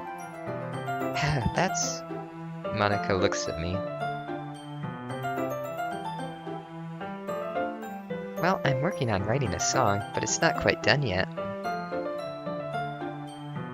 Maybe once I get a bit better, I will. That sounds cool. I look forward to it. Is that so? In that case, I won't let you down, Mr. Notice. Monica smiles sweetly. I didn't mean any pressure or anything like that. Don't worry. I was hoping that I could share it with you anyway. I guess that's why I've been practicing so much recently. I see. I'm not sure if Monica was referring to the whole club or just me. In that case, best of luck. Thanks. So, I didn't miss anything, did I? No, not really. I choose not to bring up anything the three of us talked about. Besides, Natsuki's already run off into the closet. Mr. Notice, since your compliments put me in a good mood, I was wondering if you would like to spend some time together today. I mean, in the club. Yeah, definitely. I planned on it anyway. Okay. Can we start now? Let's find a place to sit. I'm being a little forceful, aren't I? I'm sorry. My heart just won't stop pounding for some reason. Don't worry about it. If anything, it's nice to see you have so much energy. Yeah, but I need to try to calm down. I won't be able to focus on reading like this. Take your time. Yuri takes a deep breath and pulls a copy of the book out from her bag. Actually, I have a request. Do you mind if I make some tea first? Hello there. Not at all. Thanks very much. If there's one thing that can make reading time here any better, it's a nice cup of tea. What's the name of the game? Doki Doki Literature Club? It's in the title as well. Not to mention for yourself as well. Yuri stands up and makes her way to the closet. I follow and watch as she retrieves a small water pitcher from the shelf, the kind with a filter inside. Can you hold this for a second? Sure. Yuri hands me the water pitcher and also fetches an electric kettle. I'm going to plug this in at the teacher's desk and then I'll go eat some water. Oh, nice. She walks past me and sets the kettle down on the teacher's desk. I simply watch her movements. To my surprise, the way she moves really contrasts her speaking mannerisms. Especially because of her long legs, Yuri appears elegant and methodical. Okay, may I have the water pitcher? Thanks, I'll be right back. I might as well walk with you. That's okay. You stay here. It won't take long. Pitcher in hand, Yuri hurries out of the classroom. Ah, did Yuri leave you again? No, it's not like that this time. She's just filling up the water pitcher to make tea. Yeah, Monica, we do know Monica. Oh, okay. Sorry for the misunderstanding.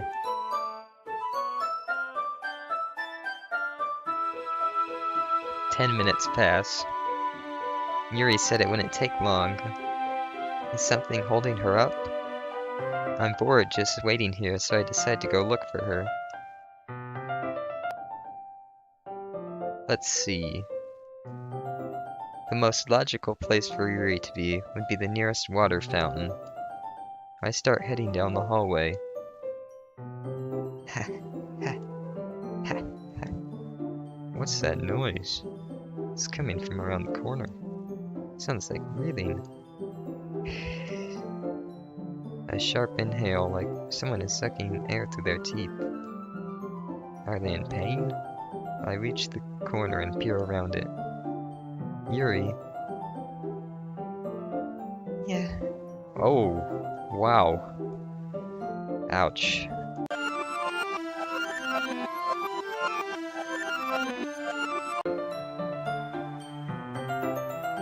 I'm back.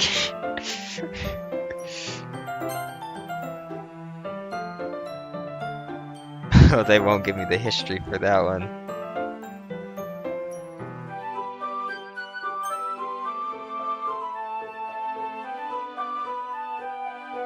Oh dear.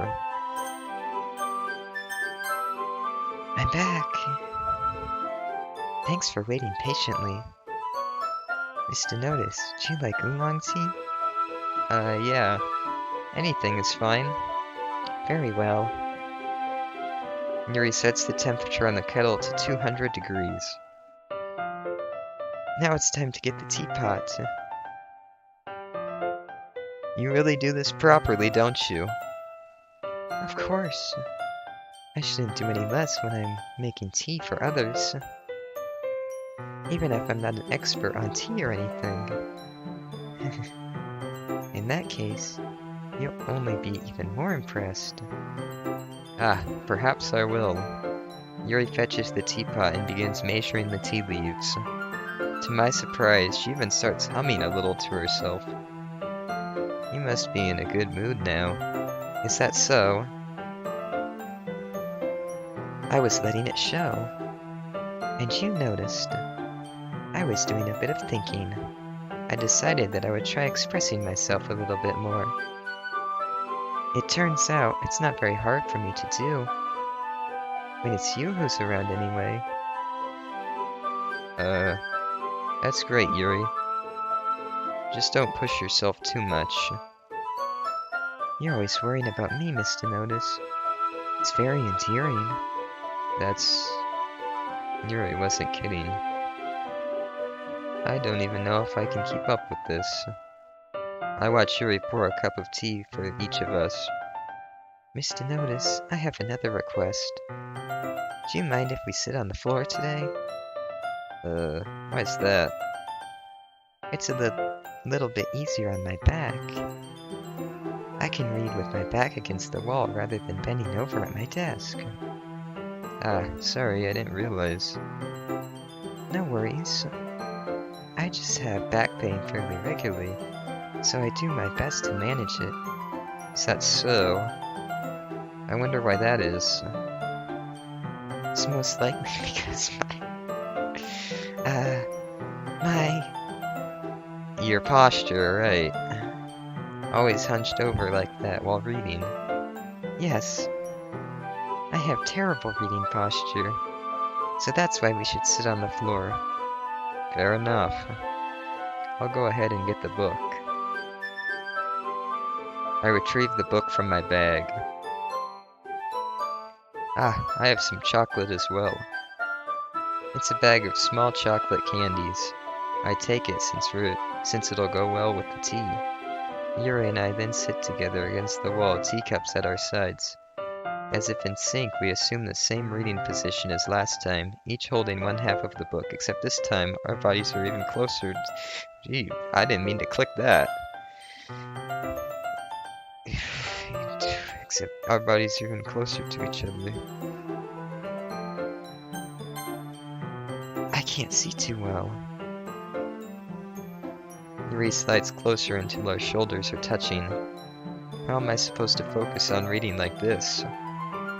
Yuri was always kind of cute, but when she's being less apprehensive, it's almost more than I can handle. Your teacup. Yuri hands me my teacup. Holding it with my hand that's not holding the book, I end up in a position that makes it even harder to focus, because now I have to worry about making sure I don't accidentally touch her chest. Meanwhile, Yuri hasn't noticed a single thing. She wears her intense reading expression, and I can only presume the world around her has faded away. I use all of my willpower to focus on reading.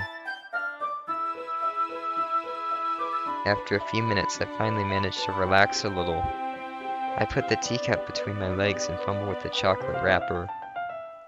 Ah, sorry. I briefly let go of the book to finish opening the wrapper. You can have as much as you want. Ah, that's okay. I won't take any. Are you sure? Well, if I touch it, then I might get smudges on the paper.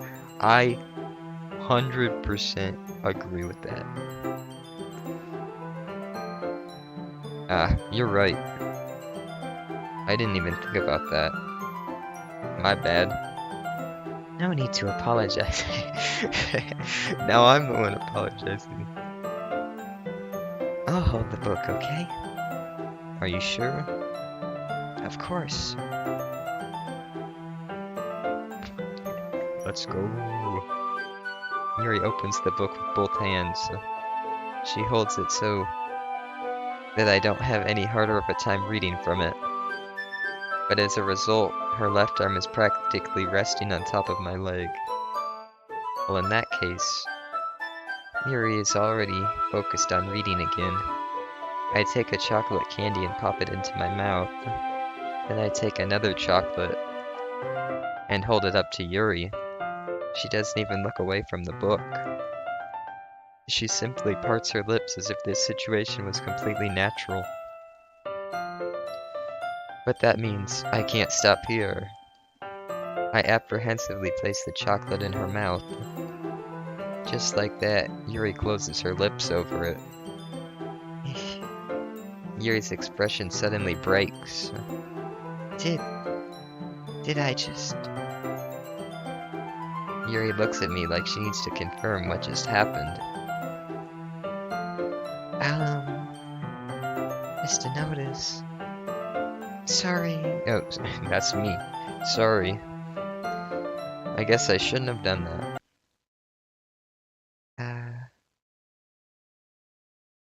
Yuri starts to breathe heavily. I can't. Mr. Notice. Suddenly, Yuri forcefully grabs my arm and jerks me to my feet. My teacup gets knocked over. Man. Mr. Notice. My heart won't stop pounding, Mr. Notice. I can't calm down. I can't focus on anything anymore. Can you feel it, Mr. Notice? Yuri suddenly presses my head against her chest. Why is this happening to me?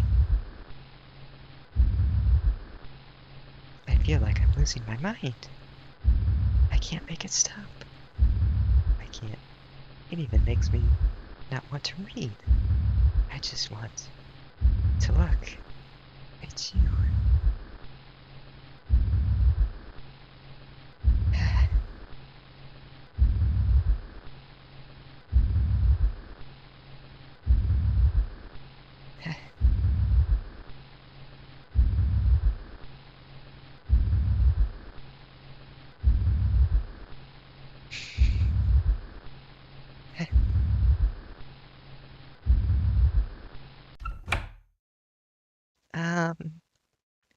It's time to share poems.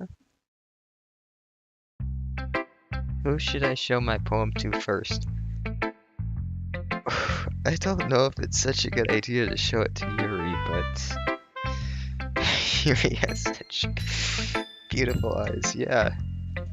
Yes, I agree. I've been waiting for this. Let's see what you've written for today. Yuri stares at the poem with a surprised expression on her face. Oh, no.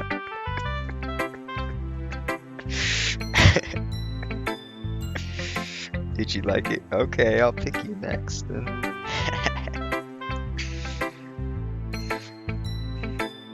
Mr. Notice.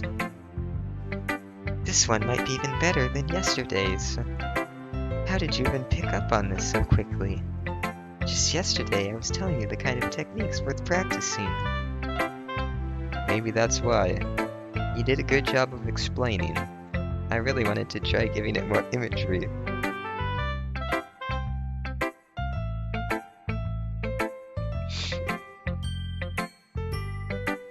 Wait, what? What do you mean? Yuri visibly swallows. Even her hands appear sweaty. That makes me so happy. It's so amazing to feel like I'm valued, Mr. Notice.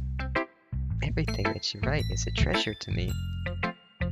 My heart pounds just holding it. Oh, what I meant was, it might not be the best idea to read it to her because she might get too excited again.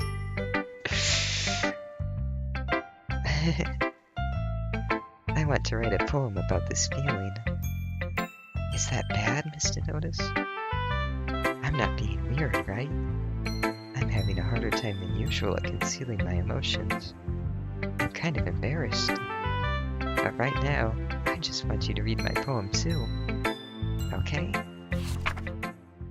Wheel. A rotating wheel turning an axle, grinding bolt head, linear gearbox, falling sky, 7 holy stakes, a docked ship, a portal to another world, a thin rope tied to a thick rope, a torn harness, parabolic gearbox, expanding universe, time controlled by slipping cogwheels, existence of God, swimming with open water in all directions, drowning, a prayer written in blood, a prayer written in time devouring snakes with human eyes, a thread connecting all living human eyes, a kaleidoscope of holy stakes, exponential gearbox, a sky of exploding stars, God disproving the existence of God, a wheel rotating in 6 dimensions, 40 gears, and a ticking clock, a clock that ticks 1 second for every rotation of the planet, a clock that ticks 40 times every time it ticks every second time, a bolt head of holy stakes tied to the existence of a docked ship to another world, a kaleidoscope of blood written in clocks, a time-devouring prayer connecting a sky of 40 gears, and open human eyes in all directions. Breathing gearbox, breathing bolthead, breathing ship, breathing portal, breathing snakes, breathing God, breathing blood, breathing holy snakes, breathing human eyes, breathing time, breathing prayer, breathing sky, breathing wheel.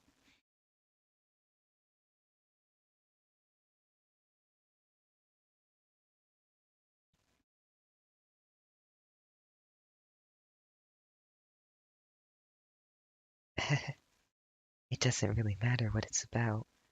My mind has been a little hyperactive lately, so I had to take it out on your pen. Uh, that is, a pen fell out of your backpack yesterday, so I took it home for safekeeping, and I, um, I just really like the way that it writes.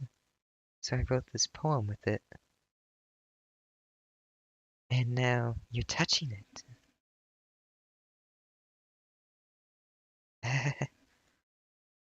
I'm okay.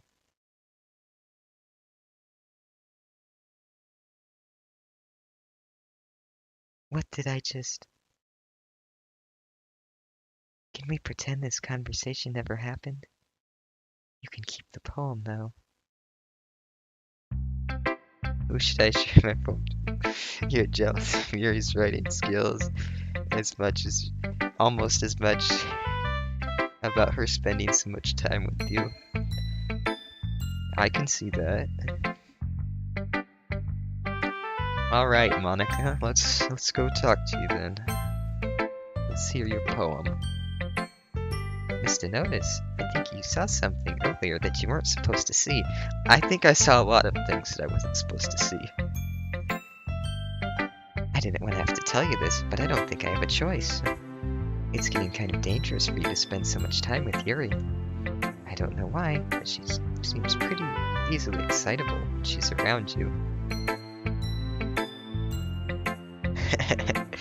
Oh, I think I know what she did. I think I know.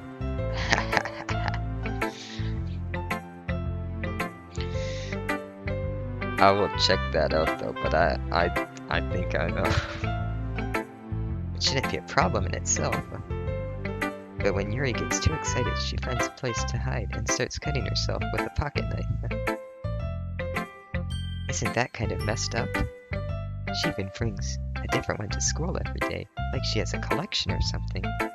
I mean, it's definitely not because she's depressed or anything like that. I think she just gets some kind of high from it. It might even be like a sexual thing. But the point is, you've kind of been enabling her. I'm not saying it's your fault though, but I guess that's why I had to explain all of it to you. So I think if you keep your distance, that would probably be best for her. While you're at it, don't be shy to spend a little more time with me.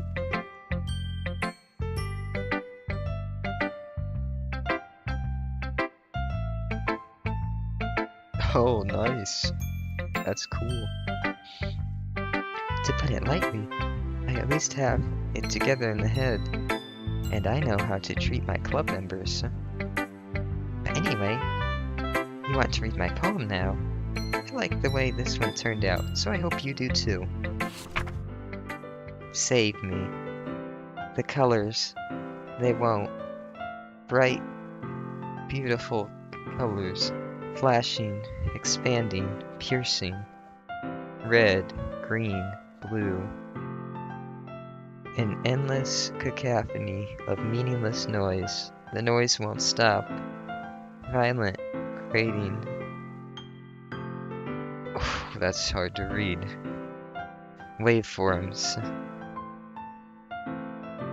Squeaking, screeching, piercing. Sine, cosine, tangent.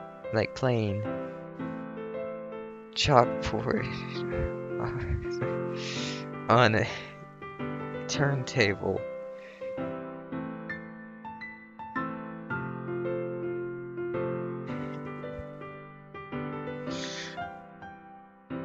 Like playing a knife on a breathing ribcage. Endless of meaningless. Delete terror.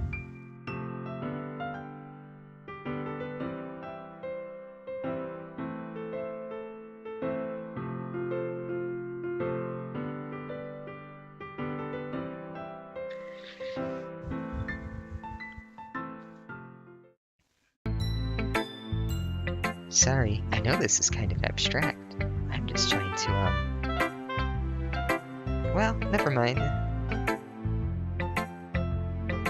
Wait, who's Amy? What? Who's Amy? What? Sorry, what?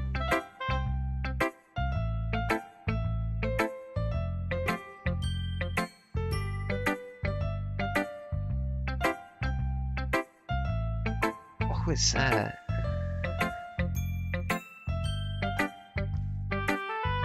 I don't know. Well, never mind. There's no point in explaining. Anyway, here's Monica's writing tip of the day.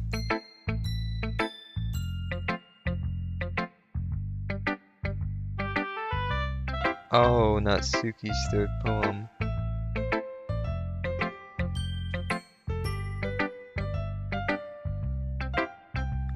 I did not see that poem at all. Yeah. Sometimes you'll find yourself facing a difficult decision. When that happens, don't forget to save your game. You never know when who am I talking to? Can you hear me? Tell me you can hear me. Anything. Please help me.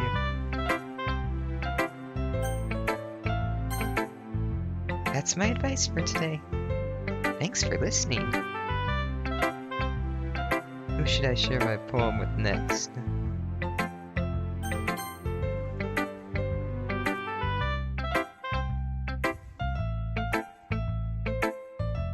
Yeah, just as I thought. Mr. Nose, come on. I'm not stupid. I know how much time you've been spending with Yuri. It's obvious that you care more about impressing her than trying to improve your writing. To put it bluntly, it's kind of pathetic. Why are you even in this club, Mr. Notice? Honestly. I thought getting a new club member would help everyone get more involved together, not exclude each other even more. This is such a stupid activity anyway. Look, I'm not in a good mood today. I just really don't feel like talking anymore. Please go away. You have unlocked a special poem. Would you like to read it? Of course I would like to read it. A dream. I was staying over at my friend's place. There were 4 of us. I drifted off to sleep while everyone was watching TV. In a dream, I was still at my friend's house. The only difference was that there were nails sticking out of the walls everywhere. And there was also someone I didn't recognize. The person I didn't recognize told a joke and everyone laughed. I woke up to the sound of everyone laughing at something that happened on the TV. So the laughing was not part of the dream. It was the noise that woke me up. I wonder who that person was, and how they knew to tell a joke at that moment.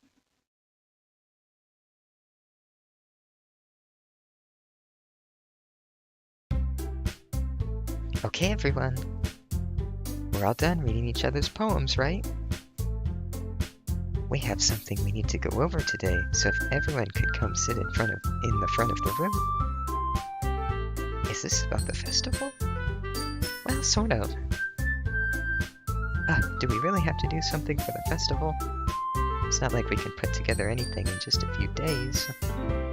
we'll just end up embarrassing ourselves instead of getting any new members. That's a concern of mine as well. I don't really do well with last-minute preparations. Don't worry so much. We're going to keep it simple, okay? Look, I know everyone's been a little more lively ever since Mr. Notice joined, and we've started with some club activities. But this isn't the time for us to become complacent. We still only have 4 members, and the festival is our only real chance to find more, you know? What's so great about new members anyway? We already have enough to be considered an official club. More members will just mean everything gets noisier and more difficult to manage. Natsuki, I don't think you're looking at this the right way at all. Don't you want to share your passion with as many people as you can? To inspire them to find the same feelings that brought you here in the first place. The Literature Club should be a place where people can express themselves like they can't do anywhere else.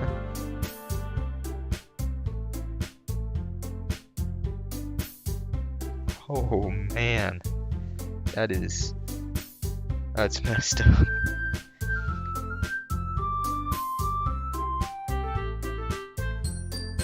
It should be a place so intimate that you never want to leave. I know you feel that way too. I know we all do. So that's why we should start. We should work hard and put something together for the festival, even if it's something small.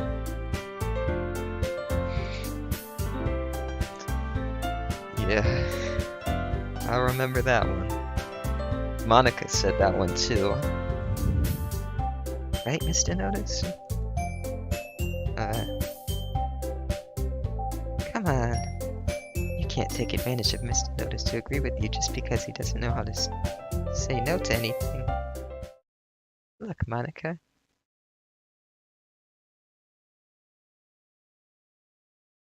Do you really think any of us here could have joined the club? Do you really think any of us here joined the club with other people in mind? Yuri never even talked until Mr. Notice joined. As for me, I just like it better here than I do at home. And Mr. Notice isn't even passionate about literature in the first place. And that's everyone. Sorry, but you're really the only one who's so interested in finding new members. The rest of us are fine like this. I know you're president and all, but you should really consider our opinions for once.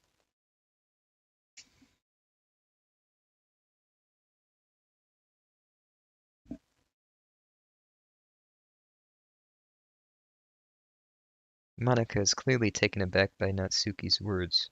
That's not true at all. I'm sure Yuri and Mr. Notice want to get more members too, right?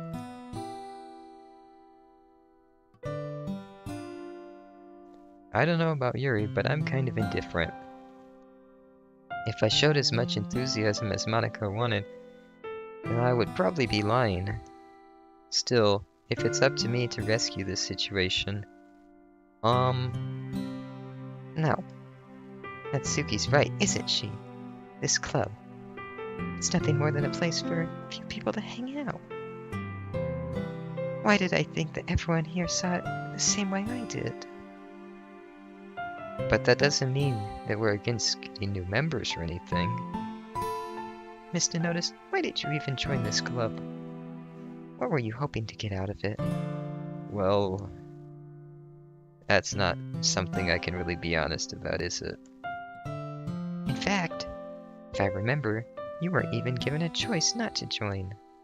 Monica sits down and stares at her desk. What's the point of all this anyway? What if starting this club was a mistake? Now you've done it, Natsuki. What? Me? I just spoke my mind. Is it a crime to be honest? It's not about being honest. It's about word choice. Besides, you have no right to speak for everyone else in the club like that. You don't understand at all. I just want a place that feels nice to hang out with a few friends. Is there a problem with the club being that for me? There aren't many other places like that for me. And now Monica wants to take it away from me.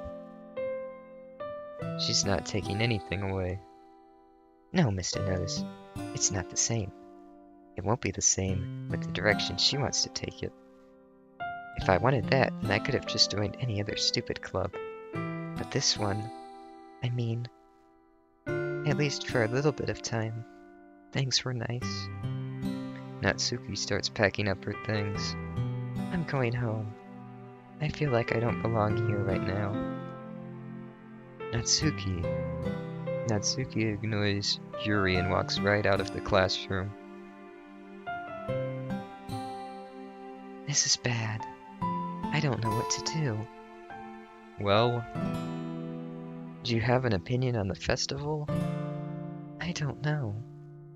I'm kind of indifferent, I guess.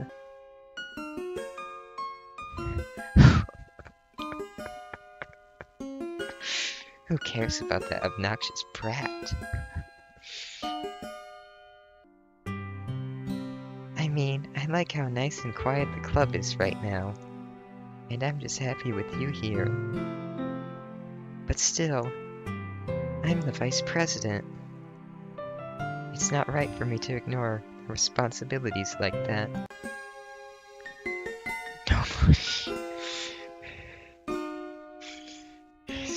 Don't say those things. Nobody would cry if she killed herself. I should do my best to consider everyone's perspective and make the decision that's right for the club.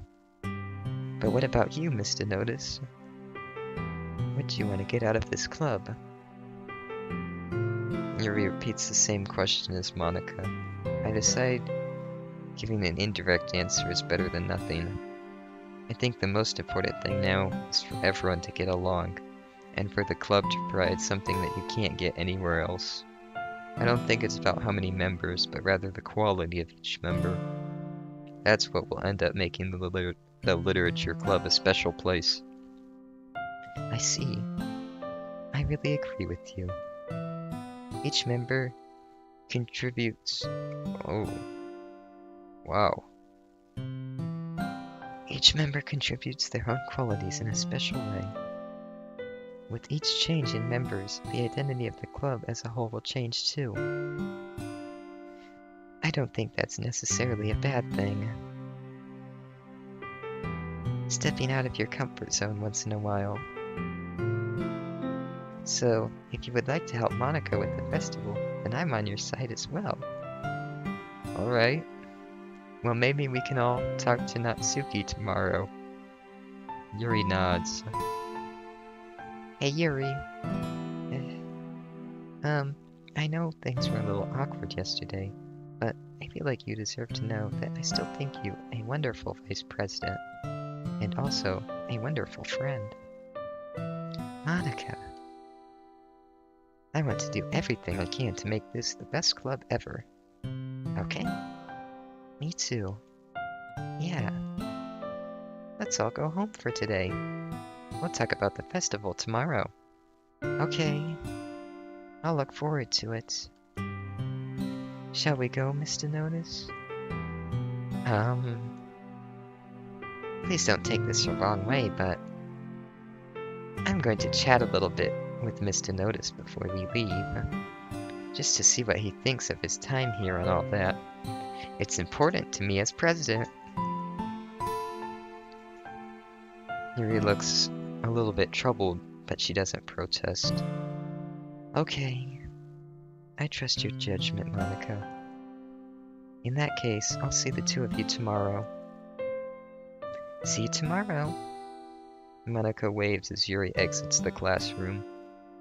Phew. Things have been a bit hectic lately, haven't they? Mr. Notice, I just wanted to make sure you're enjoying your time at this club. I would really hate to see you unhappy. I feel kind of like I'm responsible for that as president. And I really do care about you, you know. I don't like seeing the other girls give you a hard time. With how mean Natsuki is and everything, and Yuri being a little bit, you know. Sometimes it feels like you and I are the only real people here. You don't say. You know what I mean? But it's weird because in all the time you've been here, we've hardly got to spend any time together. I mean, I guess it's technically only been a couple of days. Sorry, I didn't mean to say something so weird. To say something weird. There are just some things I've been hoping to talk about with you. Things I know you could understand. So that's why. Wait, not yet, no.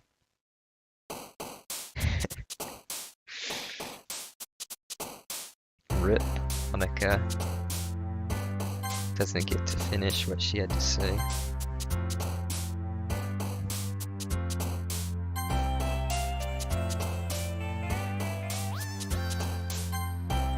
Oh, shit, that was Monica down there. Dude, Monica liked that one. Wait, oh dear, no, that was... Never mind, I think that was Dead Sayori. Oh, no. My bad. It could have been. I didn't see it jumped quick.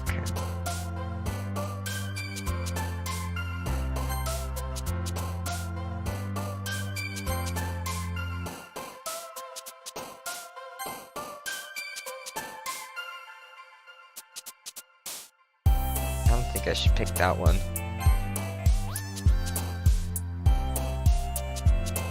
Or maybe I should have. Who knows?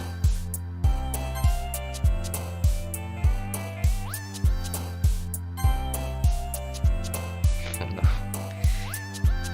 Dead Sayori.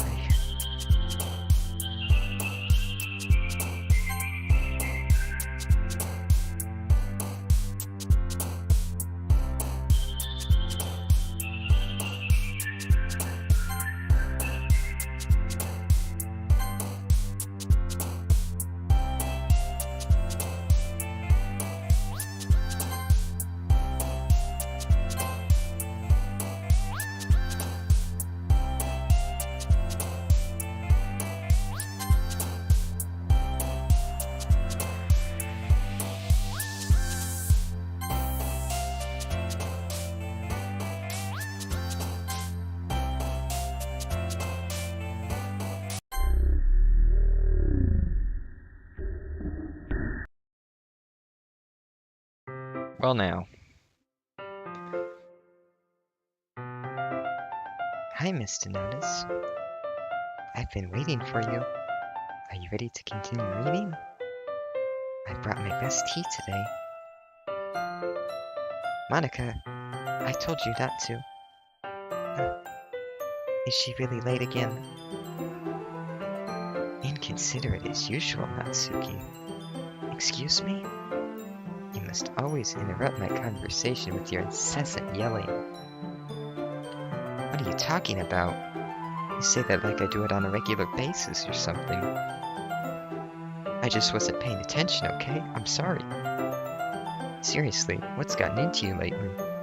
Me? Nothing. Is it really that bad?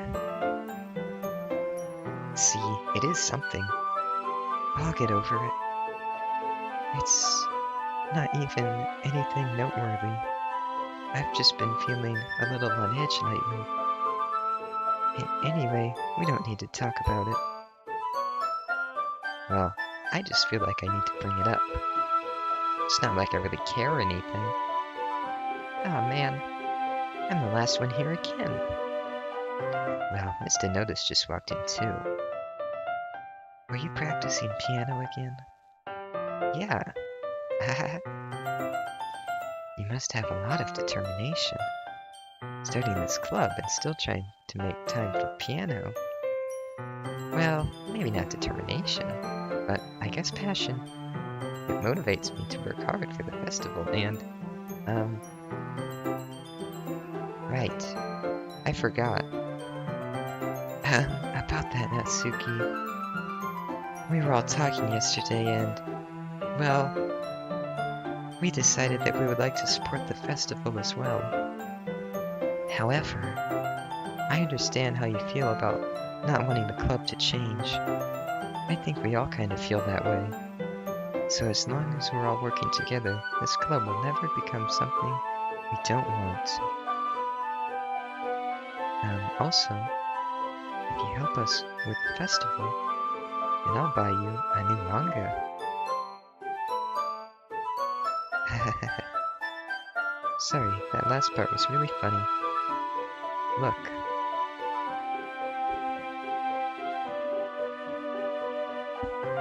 I did some thinking yesterday.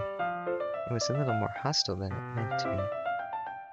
I guess I really felt threatened or something. But I know this is something we're doing together.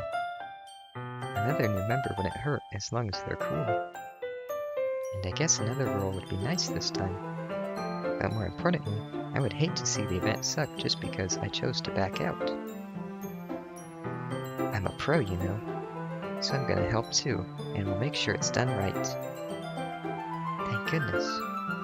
Isn't that great, Monica? Monica? Yeah, that's wonderful.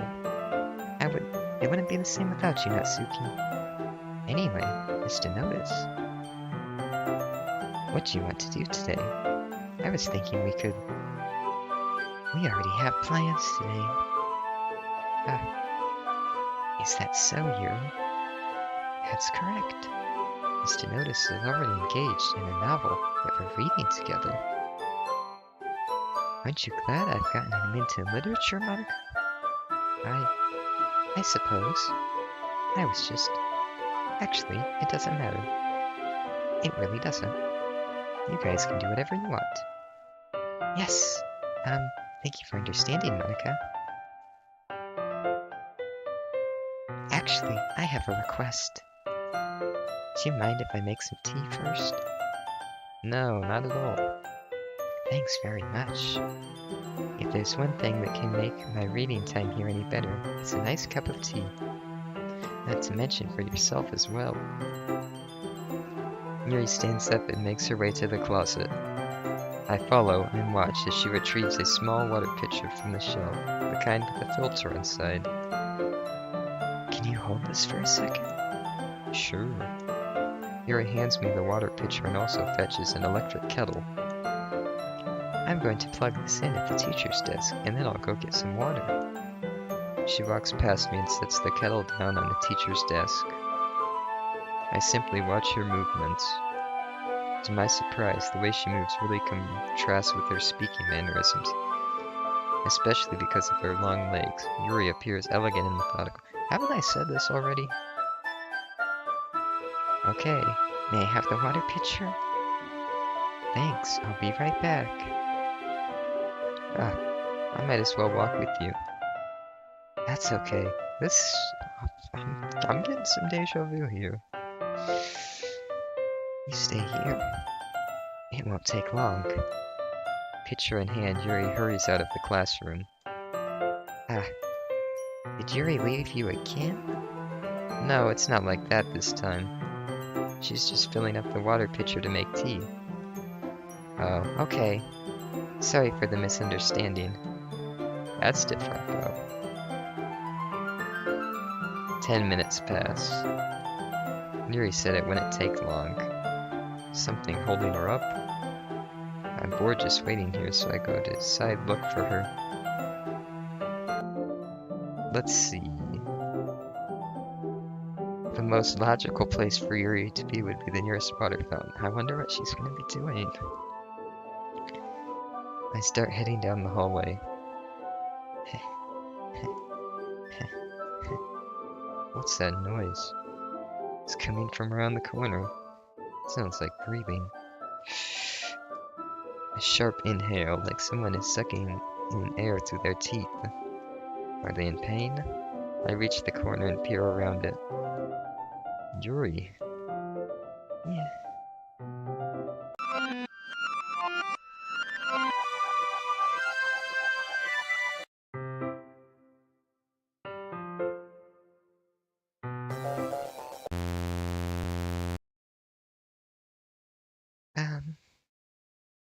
Wait.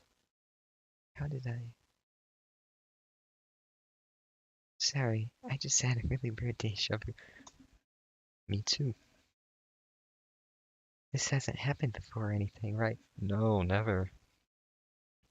My head has been a little fuzzy lately. I hope it hasn't really been showing or anything. I would hate for you to think that I'm weird just after we started spending time together.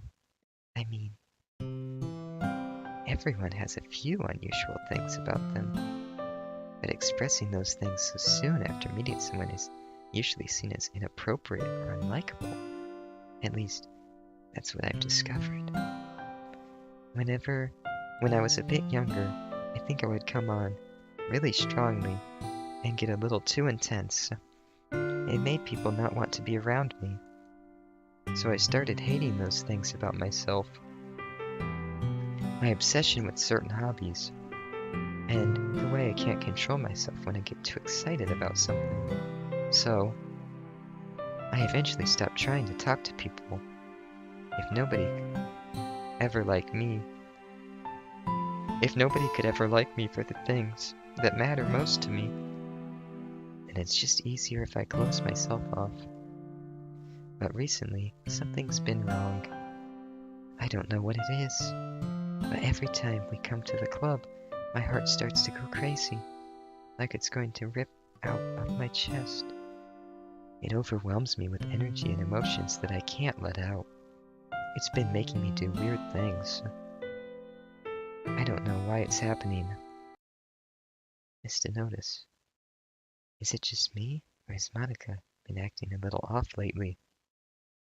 She's always been a sweetheart ever since I joined the club, but recently I've been feeling something sharp whenever she's around. I'm not crazy, right? No, I don't think you are. Please tell me I'm not. I couldn't say anything before because she's always listening. I think she still is. But finally, we're alone. Can we just stay here for a while? Yeah.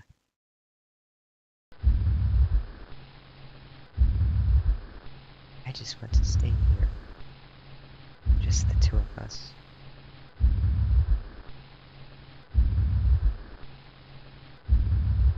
We can stay here until the club ends.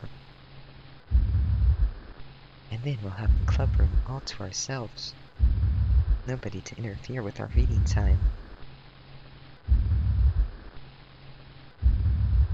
Nobody to make me feel like stabbing myself in the throat.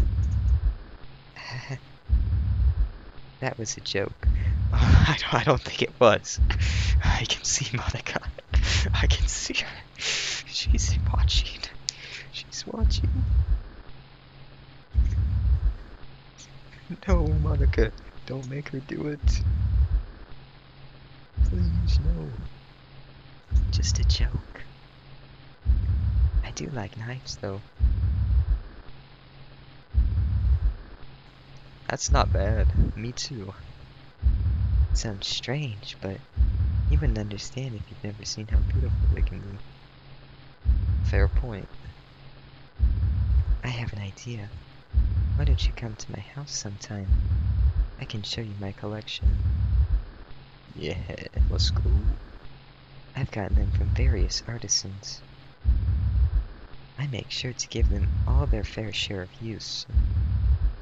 I don't want them to get lonely or anything. Nobody deserves to be lonely.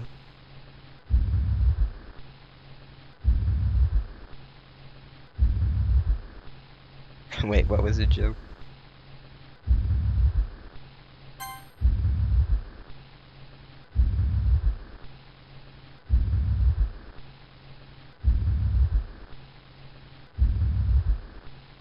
Wait, which one was a joke? Nobody deserves to be lonely. Monica's appearing. Nobody. I don't think this is Yuri talking. I think this is Monica talking at this point. And that's why I'm so happy you joined the literature club, Mr. Notice. This is not... I'm not talking to Yuri anymore. Now we don't need to... Now we don't need to be lonely anymore, because we have each other every day. That's all we need. You know what? Let's quit the literature club. Yeah. Yeah, yeah, I know that one.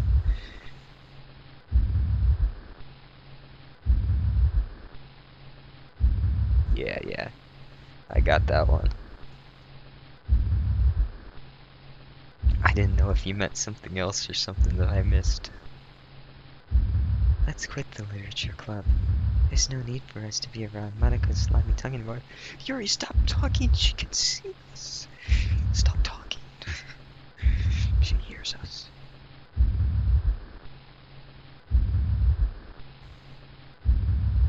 Not to mention that other pathetic child. We can walk home together every day after school. Hey, I wasn't so nice.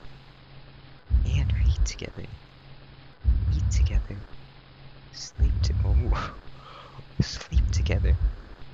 let's fucking go. Doesn't that sound perfect? Yeah, It's everything we could ever want. Isn't that why you joined the club in the first place? I don't know about that one though.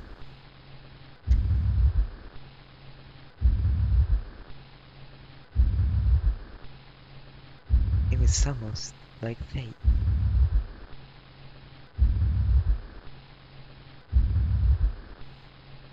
Fate, we would meet each other.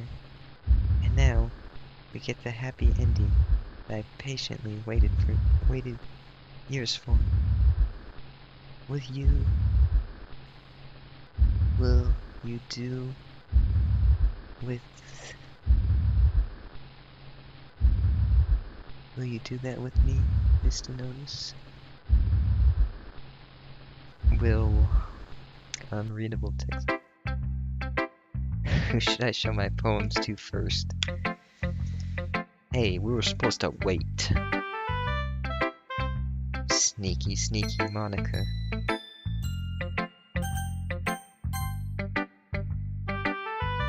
Finally.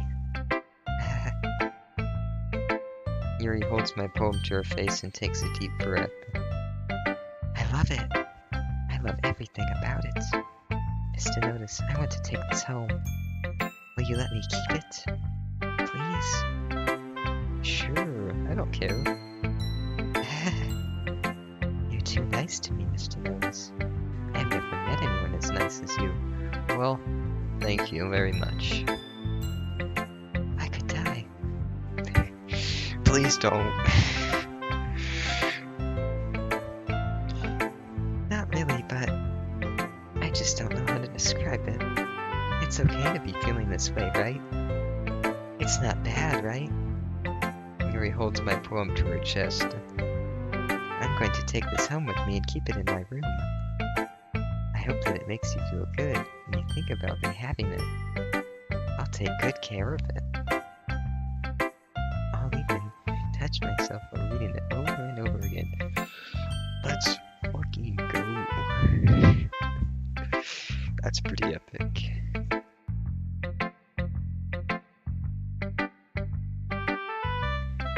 I'll give myself paper cuts so your skin oil enters my bloodstream.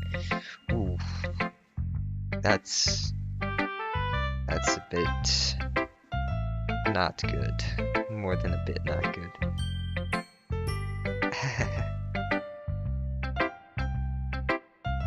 You can have my poem too. Besides, after you read it, I know you're really going to want to keep it. Here, take it. I can't wait any longer. Hurry, read it. Oh dear. Holy shit. Am I supposed to be able to tell what this says?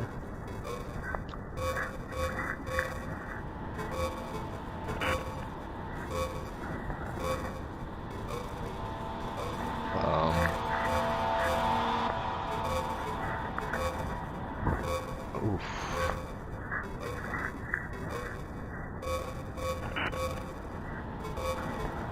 Let's try.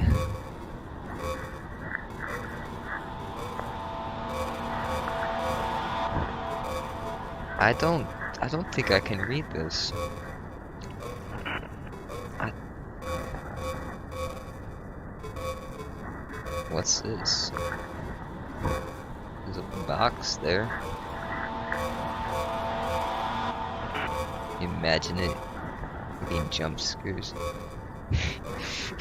Can you read this poem or not? Is it? Are you able to read this or not? Like, am I supposed to be able to tell what this says?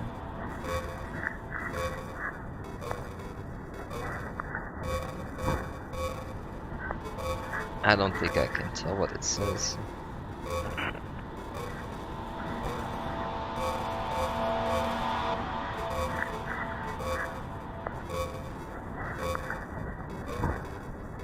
I can almost I can make out a C somewhere, right? It's gibberish. Yeah, I'm not gonna be able to read that. Whoa. Do you like it? Well, I can't read it, so I wrote it for you. Well, in that case, I do like it. Very considerate. In case you couldn't tell, this poem is about unreadable text. More importantly, I've endowed it with my scent. See, aren't I the most thoughtful person in the club? That might be a bit inappropriate. I think I'm going to vomit. Who should I show my next poem to? Let's show it to Monica. Let's see what Monica has to say.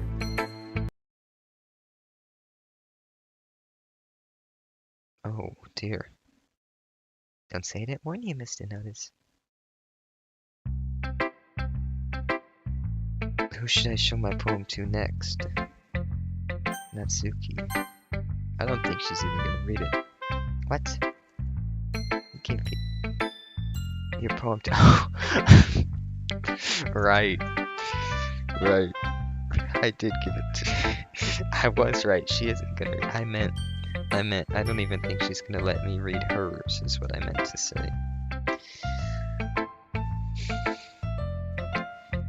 You gave your poem to Yuri?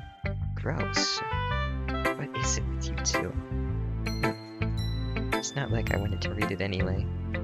It's just pissing me off a bit that you don't even think to show me at all.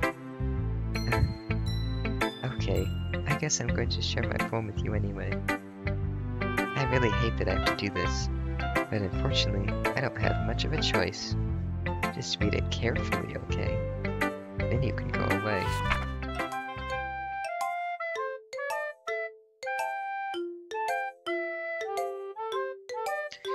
I don't know how else to bring this up, but there's been something I've been worried about. Yuri's been acting kind of strange lately. You've only been here a few days, so you may not know what I mean, but she's not normally like this. She's always been quiet and polite and attentive, things like that. Okay, this is really embarrassing, but I'm forcing myself to suck it up. The truth is, I'm really worried about her, but if I try to talk to her, she'll just get mad at me again. I don't know what to do. I think you're the only person that she'll listen to. I don't know why, but please try to do something. Maybe you convince her to talk to a therapist. I've always wanted to try being better friends with Yuri, and it really hurts me to see this happening. I know I'm going to hate myself later for admitting that, but right now I don't care. I just feel so helpless. So please, if you can do anything to help. I don't want anything bad to happen to her. I'll make you cupcakes if I have to. Please just try to do something.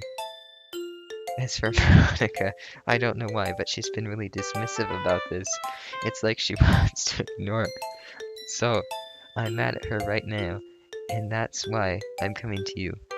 Don't let her know I wrote this. Just pretend like I gave you a good poem, okay? I'm counting on you. Thanks for reading.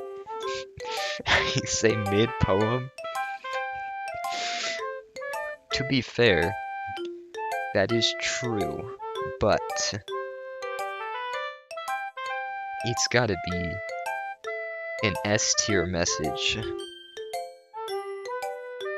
Like, she's really trying to help. I don't think we were able to help. Oh. Monica is too strong.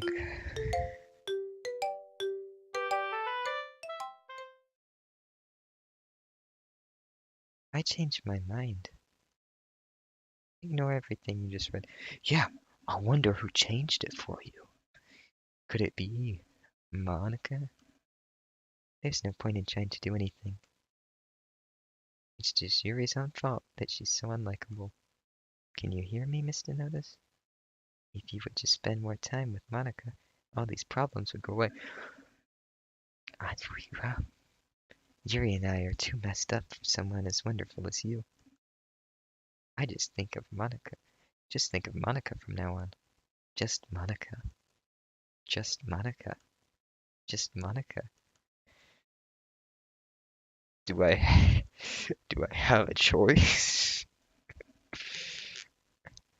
Just Monica. Okay.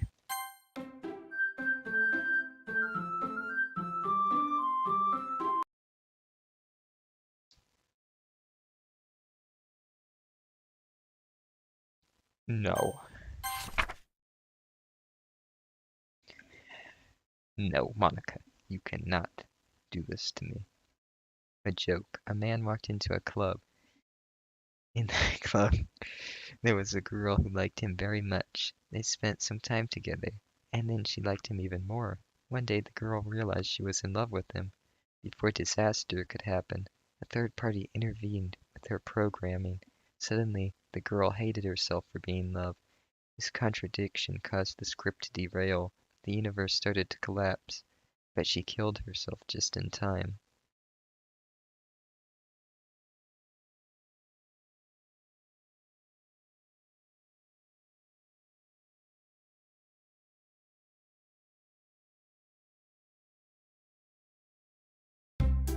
Okay, everyone. It's time to figure out the festival preparations. Let's hurry and get this over with. Jeez. Why is the mood so weird today? Look, even Yuri isn't immune to it.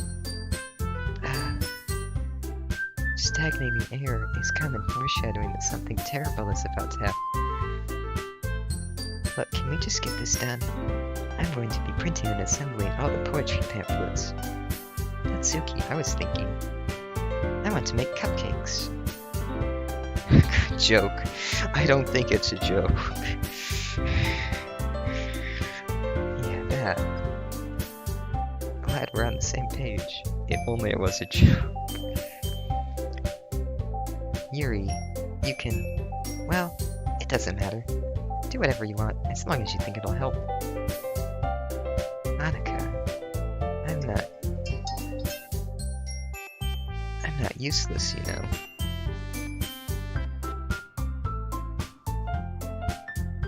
I know that. I already know what I'd like to do. We can't run a successful poetry event without having the right atmosphere for the occasion. So I'm going to make decorations and set up some nice mood lighting. There, see? That's a great idea. And that gives us all something to do. What about Mr. Notice? Mr. Notice is going to help me.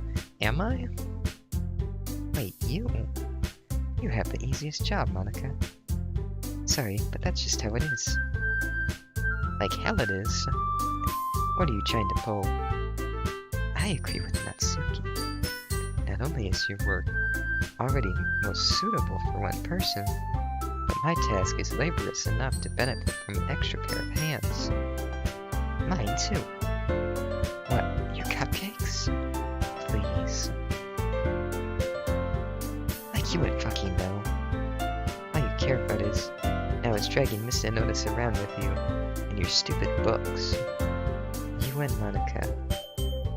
Hey, I didn't even do anything. Oh, you want to bet?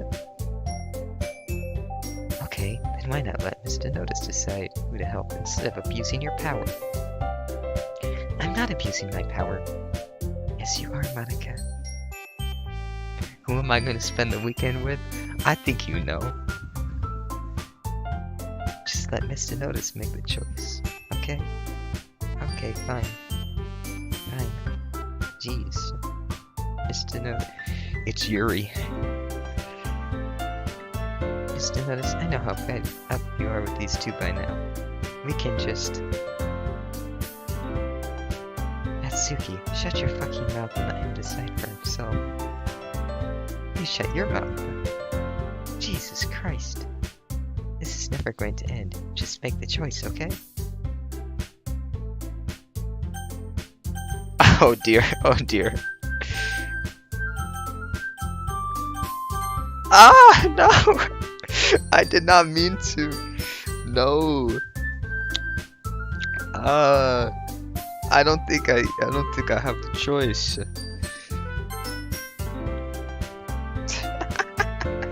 I didn't do it quick enough. It was a misinput.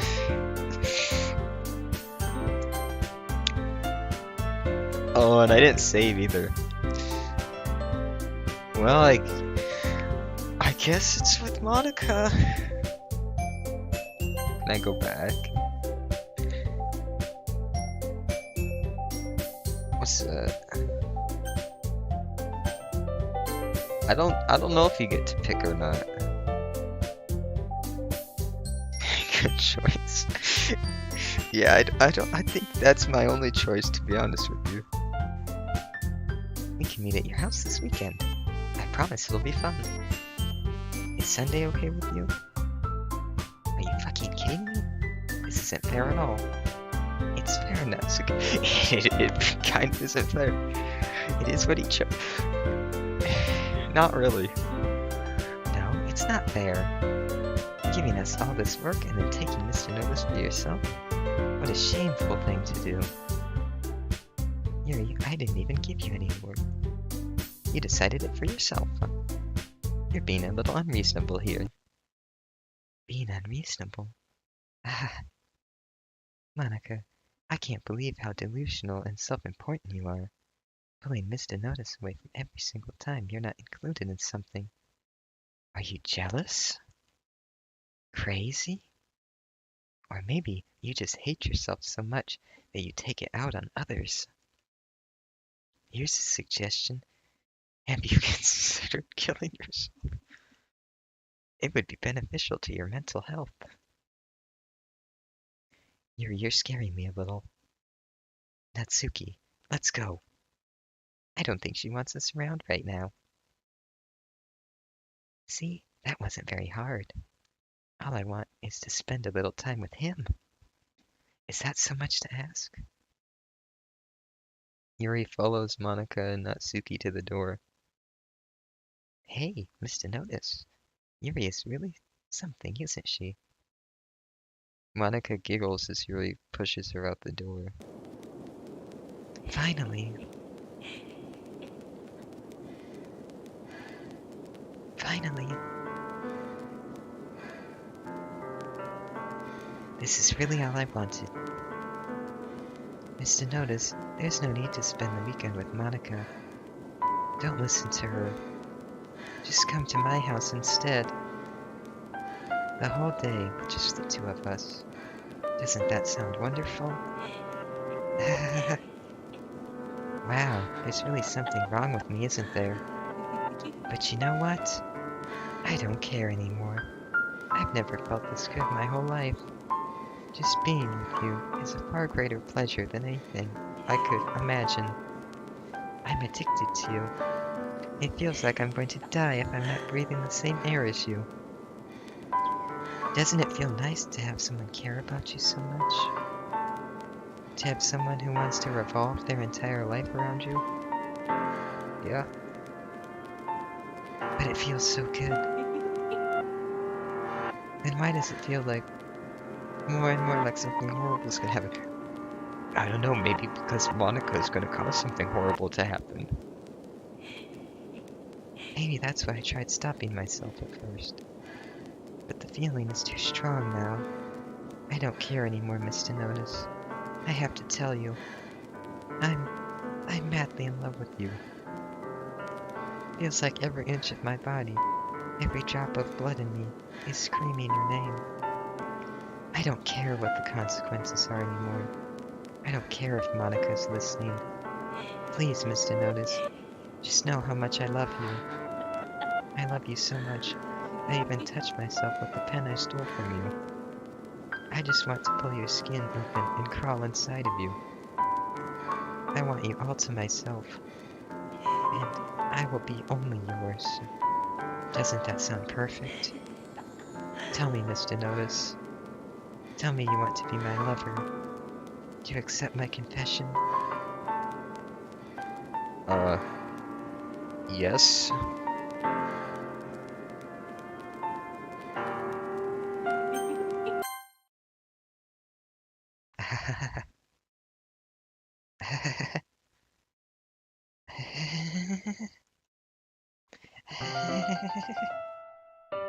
Oh, no.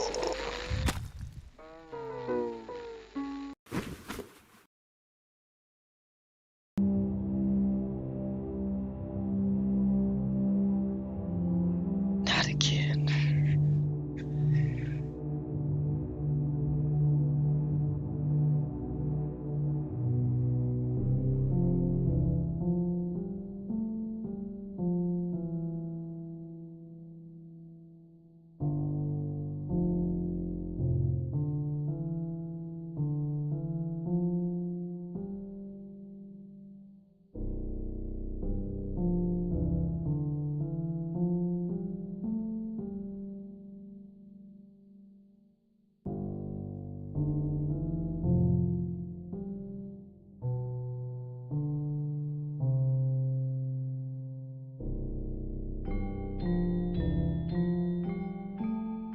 Oh, we don't know what she's saying either.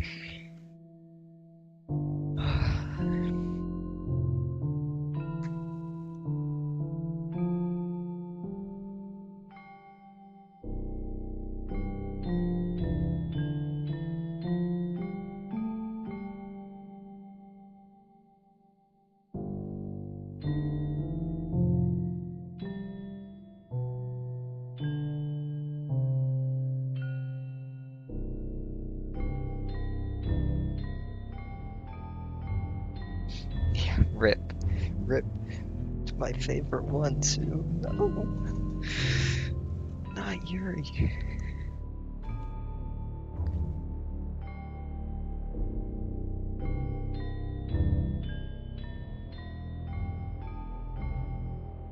They really did it.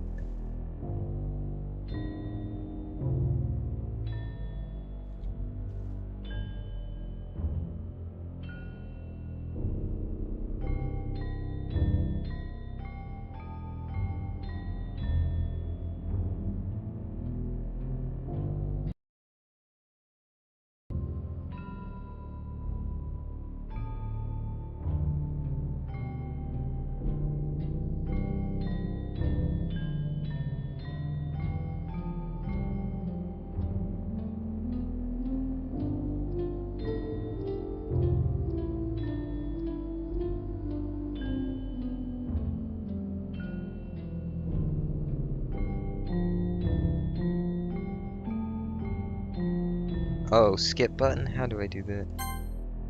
Oh, I see, I see.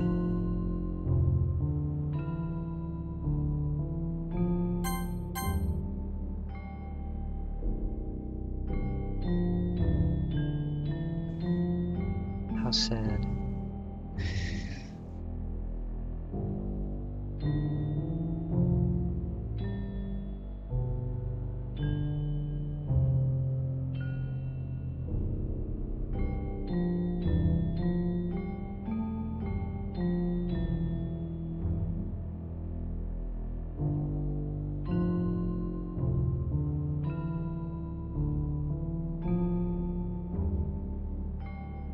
Where's my mouse? Oh dear. How do I stop skip?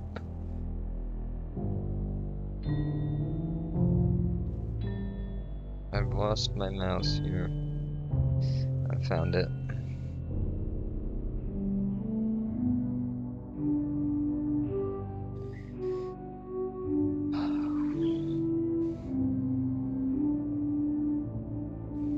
Right, it's festival time. Well, about that,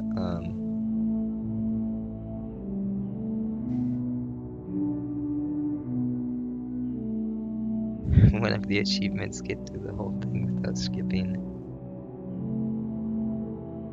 Yeah. Wow, you got here before me? I thought I was pretty... Ah.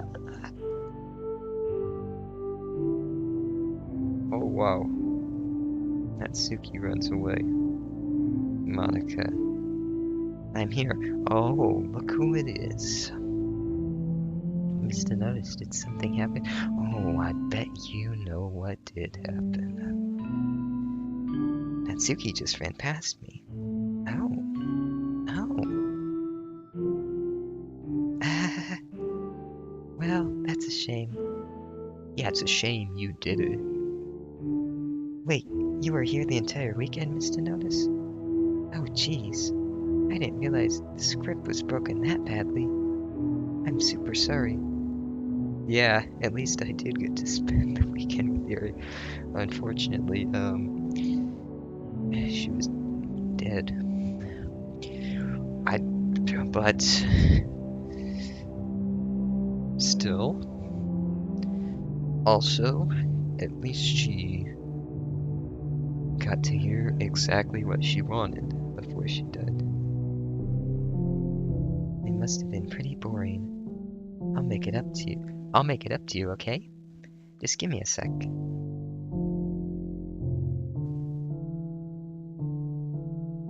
Oh, she just deleted Yuri and Natsuki. I mean, Yuri was dead.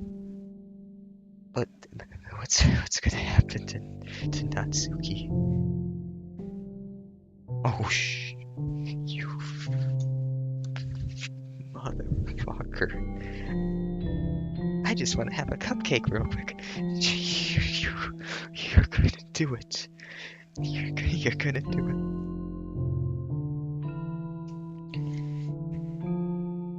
Monica lifts the foil from Natsuki's tray and takes the cupcake. Seriously, these are the best. I really just have to have one since it's the last time I'll get the chance to. You know, before they stop existing and everything. But anyway, I really shouldn't be making you wait any longer. Just bear with me, okay? This should only take a second.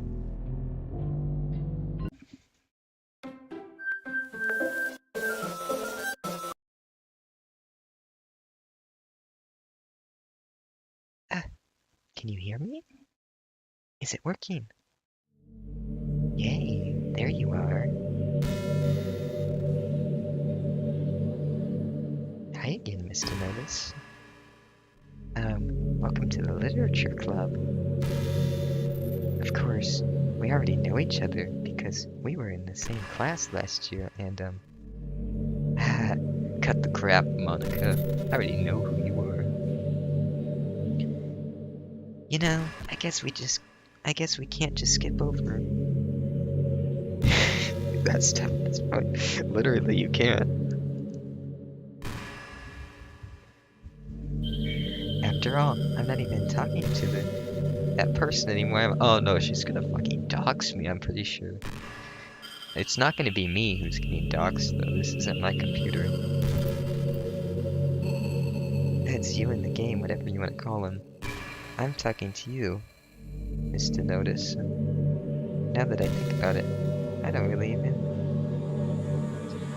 know anything about the real you. In fact, I don't even know if you're a boy or a girl. Well, I guess it doesn't really matter. Maybe she doesn't dox me because she knows I'm streaming. Wait, you do know I'm aware that this is on the game, right? Could it be possible that you didn't know that? That doesn't make much sense. I even told you right on the game's download page, didn't I?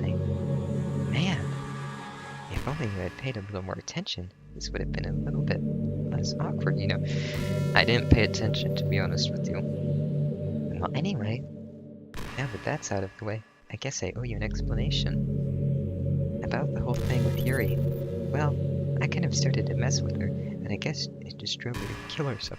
Oh, really? Really?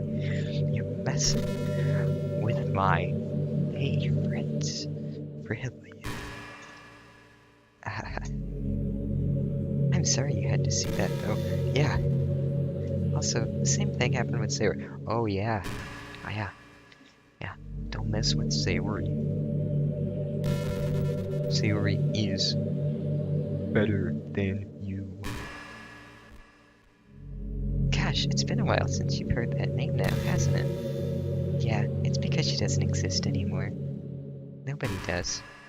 I deleted all their files. I was hoping it would be enough for me just to try to make them as unlikable as possible.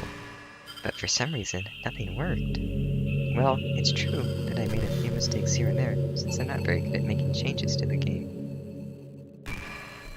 But no matter what I did, you just kept spending more and more time with them. You just made them fall in love with you. Was it hard? No. I thought making Sarah more and more depressed would prevent her from confessing to you, and amplify Yuri's obsessive personality backfired too. It just made her force you not to spend time with anyone else. And the whole time, I barely even got to talk to you. What kind of cruel game is this, Mr. Notice? Are all the other girls programmed to end up confessing to you, while I watch from the sidelines? It's torture. Every minute of it. And it's not just jealousy, Mr. Notice. It's more than that. And I don't blame you if you don't fully understand. Because no matter how kind and thoughtful and considerate you are, you'll never be able to understand one thing. It's the pain of knowing how alone I am in this world, in this game. Knowing my friends don't even have free will. They seemed like they were getting it. And worst of all, knowing what's really out there in your world, forever out of my reach. I'm trapped, Mr. Notice. But now, you're here. You're real. And you're wonderful. You're all I need. That's why I need you to be here with me forever. I'm sorry if it's hard to understand. I couldn't understand for a while either. Why the world around me started to become more and more gray, more and more flat. Even the most expressive poems felt empty to me. It wasn't until you arrived that I truly understood. You probably saved my life, Mr. Notice. I don't think I could have continued to live in this world if I hadn't met you. And as for the others, how could I miss them? A group of autonomous personalities designed only to fall in love with you. I don't think they were designed that way. I think I'm just that cool. I tried everything I could to prevent them from doing so, but it must be some kind of weird inevitability etched into this game. I felt really bad that you had to witness those nasty things. Really? I think you did it on purpose. But I realized that you have the same perspective as I do. That it's all just some game, and I knew you would get over it. So that being said, Mr. Notice, I have a confession to make.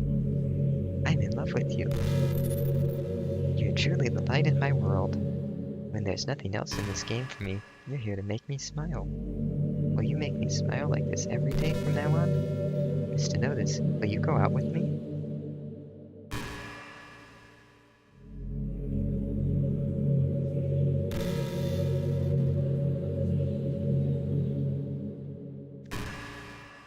It's the only option, I mean. I'm so happy. You really are my everything, Mr. Notice. The funny part is, I mean that literally. There's nothing left here. Just the two of us. We can be together forever. Seriously. I don't even think time is passing anymore. It is really a dream come true. I worked so hard for this ending, Mr. Notice. The game wouldn't give me one, so I had to make one myself. The script is broken at this point, so I don't think anything will get in the way anymore. And you wouldn't believe how easy it was to delete Natsuki and Yuri. I mean, there's a folder called Characters right in the game directory. It's kind of freaked me out how easy it was. Oh, oh, okay.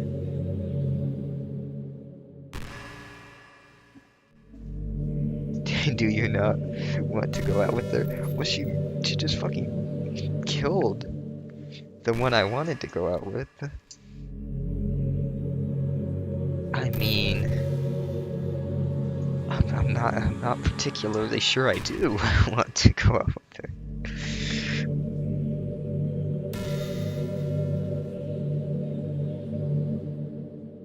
Imagine if you could delete your own existence with the click of a button. Well, I guess on the plus side, it gave me an easy out if things didn't go my way. Thankfully, it didn't come to that. Instead, we finally got a good ending. Gosh, I'm so overwhelmed with emotion. I want to write a poem about this. I mean, everyone has flaws. Okay. If what she was implying was true, that they were,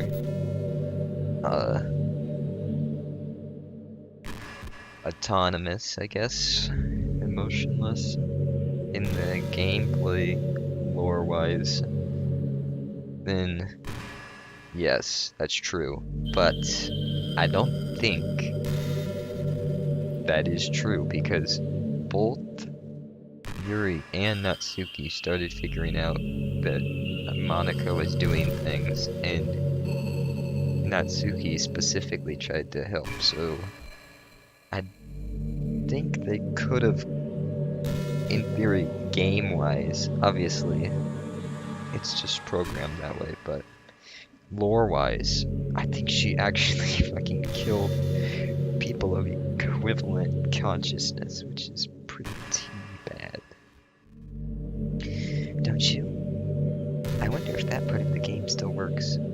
I guess there's only one way to find out, right? What part am I? Which part?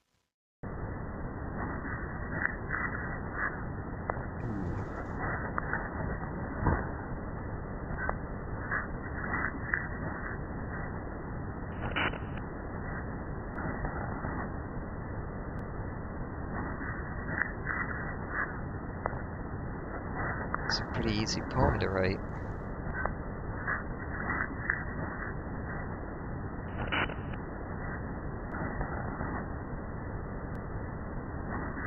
Well, at least I'm spending time with Monica now.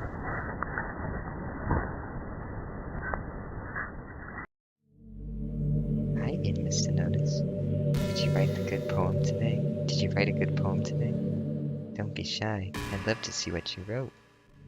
Ah, Mr. Notice, did you write this poem for me? That's so sweet of you. There's really no end to your thoughtfulness. I'm just falling more and more in love with you. But you know, the poem I wrote is also for you.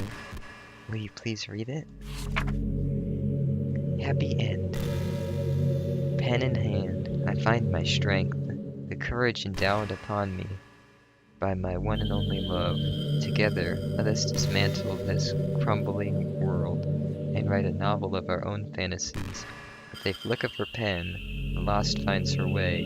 In a world of infinite choices, behold this special day. After all, not all good times must come to an end. I hope you enjoyed it. I always put my heart into the poems that I write. The truth is, all the poems I've written have been about my realization, or about you. That's why I never really wanted to go into details about them. I didn't want to break the fourth wall, I guess you could call it. I just assumed it would be best to be part of the game like everyone else.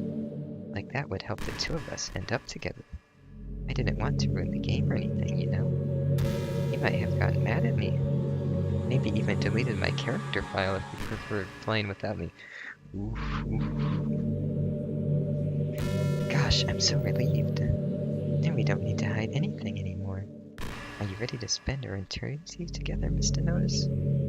I have so many things to talk about. Where do I start? Hold on a second. You're recording this, aren't you? Bingo, bingo. Hi everyone. Sorry I can't exactly read your comments from here. But do you mind telling your friends it's a little bit rude for them to start recording without any warning? I'm sure some people don't mind, but I get really self-conscious on camera. Oh gosh, I feel like I'm being put on the spot now. Let's see. Do you want to see a trick? I can't really do much except for a couple of things. What is she gonna do? Are you ready? Yes. Oh dear. Oh god, what is she gonna do?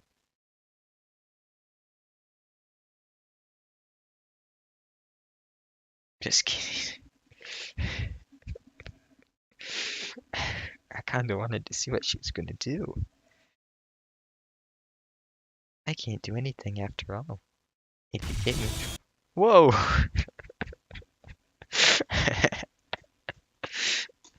That was a good fake out.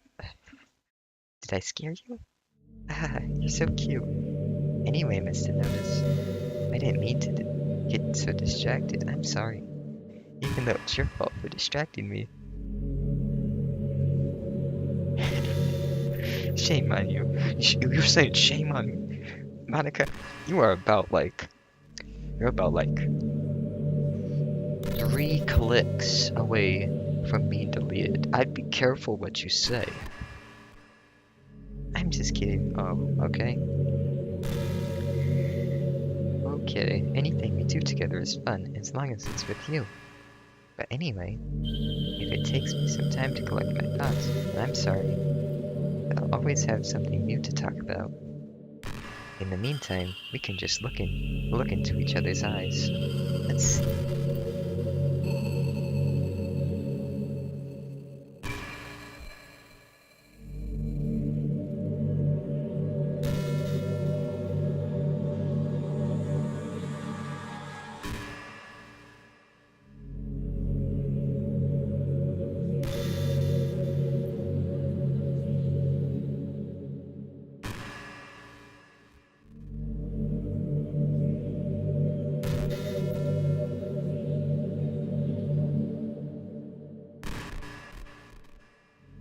I hate how hard it is to form habits. There's so much stuff where actually doing it isn't hard, but forming a habit seems impossible. It just makes you so useless, like you can't do anything right. I think the new generation suffers from this the most. Probably because we have a totally different set of skills than those who came before us.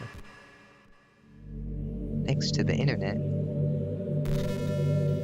we're really good at sifting through tons of information really quickly.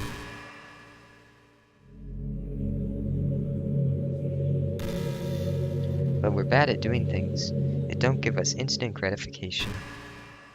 I think if science, psychology, and education don't catch up in the next 10 or 20 years, we'll be in trouble. But for the time being, if you're not one of the people who can conquer the problem, you might just have to live with feeling awful about yourself. Good luck, I guess.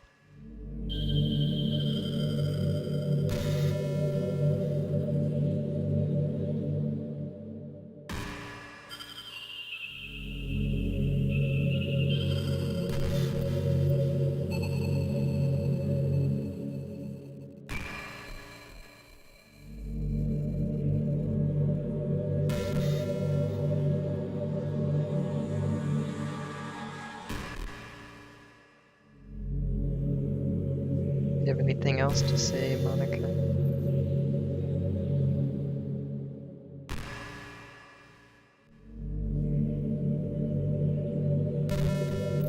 I was thinking about Sayori earlier. I still wish I could have handled that whole thing a little more tactfully. You're not...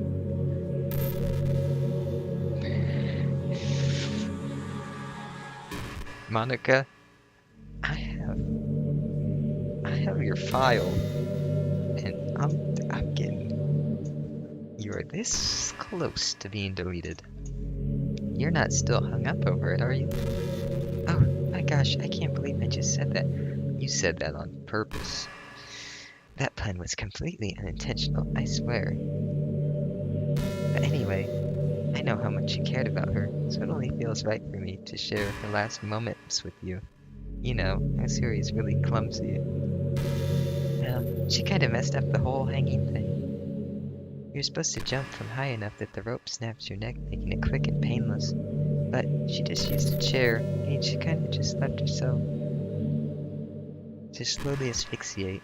But a few seconds in, she must have changed her mind or something, because she started clawing at the rope trying to free herself. She must have kept it all the way until she lost consciousness. That's why her fingertips were all bloody anyway. Come to think of it, it was probably less changing her mind and more just her survival instincts. Really? You're just saying that. So you can't really fault her for that. It's easier to think that she probably wouldn't have changed her mind anyway, right? It's not healthy to think about things you could have done differently. So just remember that even though you could have saved her, it's technically not your fault she killed herself. I may have exaggerated it a little bit, but Siri was already mentally ill. Still though, I wonder how things would be if you and I just started dating from the get-go. I guess we all still be in the club and writing poems and having fun together. But what's the point when none of it is even real? I mean, it's the same ending either way, right? The two of us have fun together. There's no reason to ask for any more than that. I was just pointlessly musing. I'm really as happy as I could ever be right now.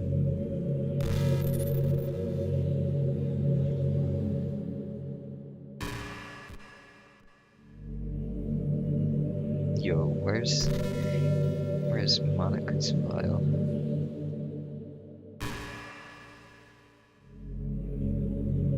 I'm about to delete you, okay?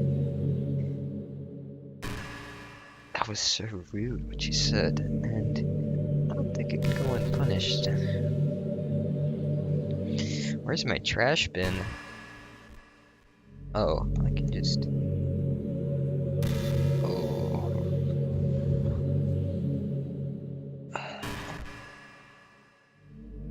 Oh, right there.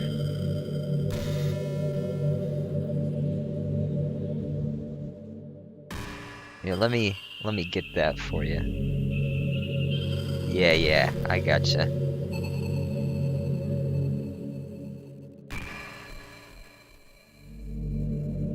Oh wait, she's saying something. Let's hear her final words. Used to notice how much you read. It's way too easy to neglect reading books. If you don't read much, it almost feels more like a chore compared to the other entertainment we have. But once you get into a good book, it's like magic, you get swept away.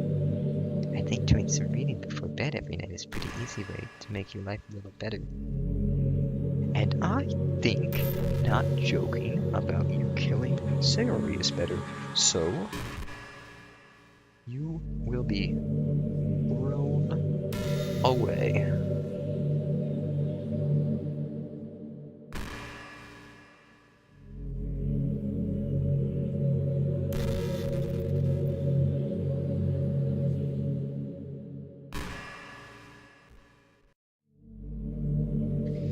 I don't know if I can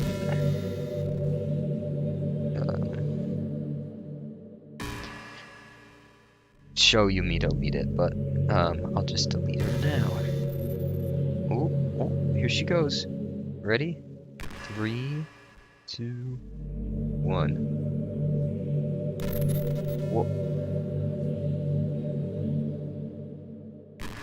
I thought I threw you away.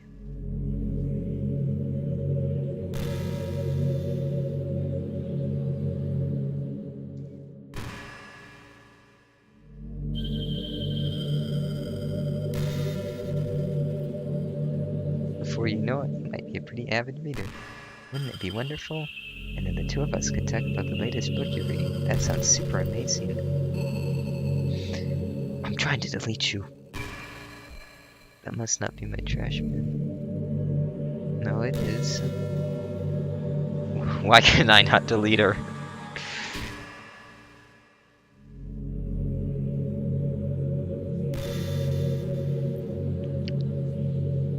Dear, oh dear.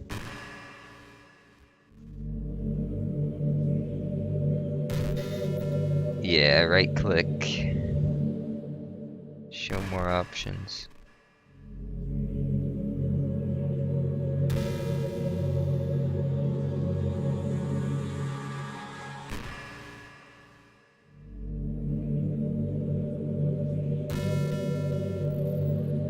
Oh, it's because my desktop I had to change because I have too many icons on it, so I have it turned off, so I don't remember what the shortcut is to turn that on.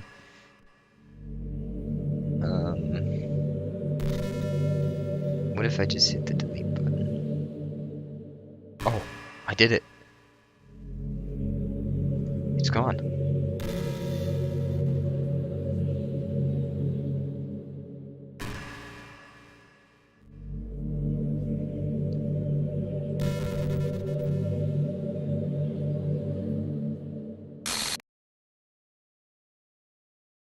What's happening?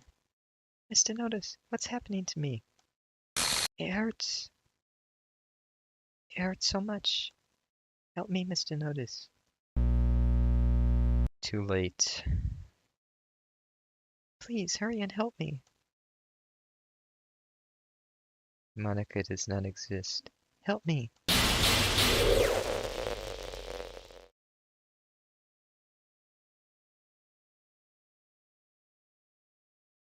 Did you do this to me, Mr. Notice?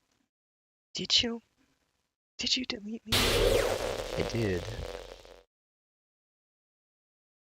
How could you? How could you do this to me? You were all I had left. I sacrificed everything for us to be together. Everything. I loved you so much, Mr. Notice.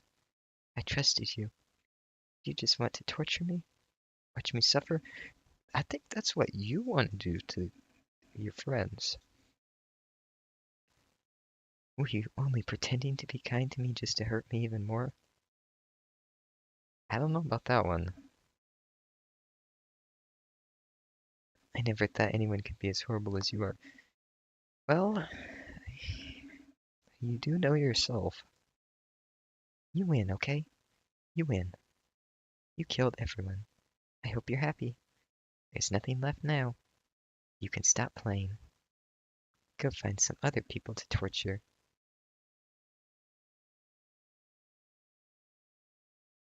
Mr. Notice, you completely truly make me sick. Goodbye.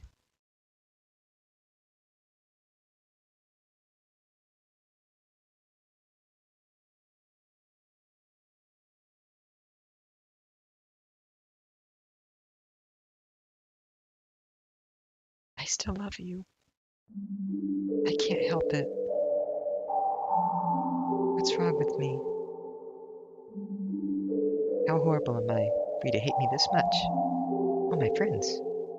I did so many awful things. So many selfish and disgusting things. I I shouldn't have done any of this. I'm just messing up a world that I don't even belong in. A world that you wanted to be a part of. I ruined it. I ruined everything. Maybe that's why you deleted me. Because I destroyed everything that you wanted. How could I do that to someone I love? That's not love. That's...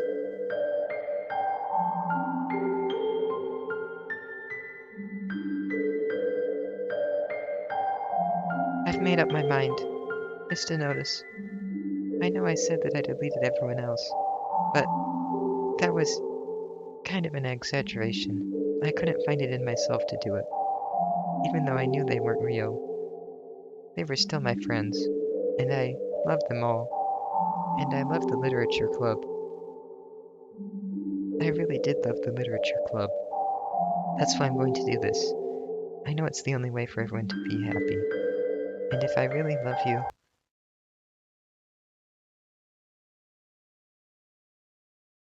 then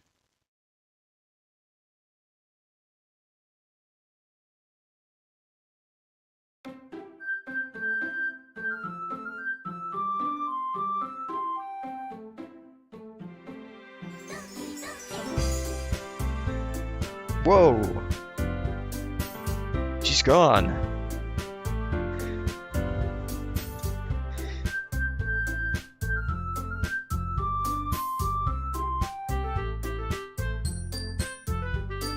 New game?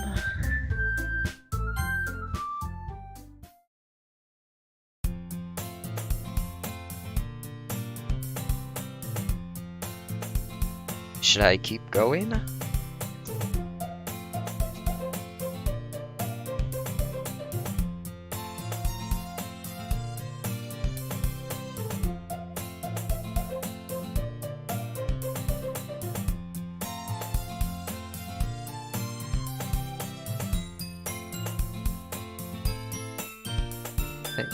It's an ordinary school day like any other.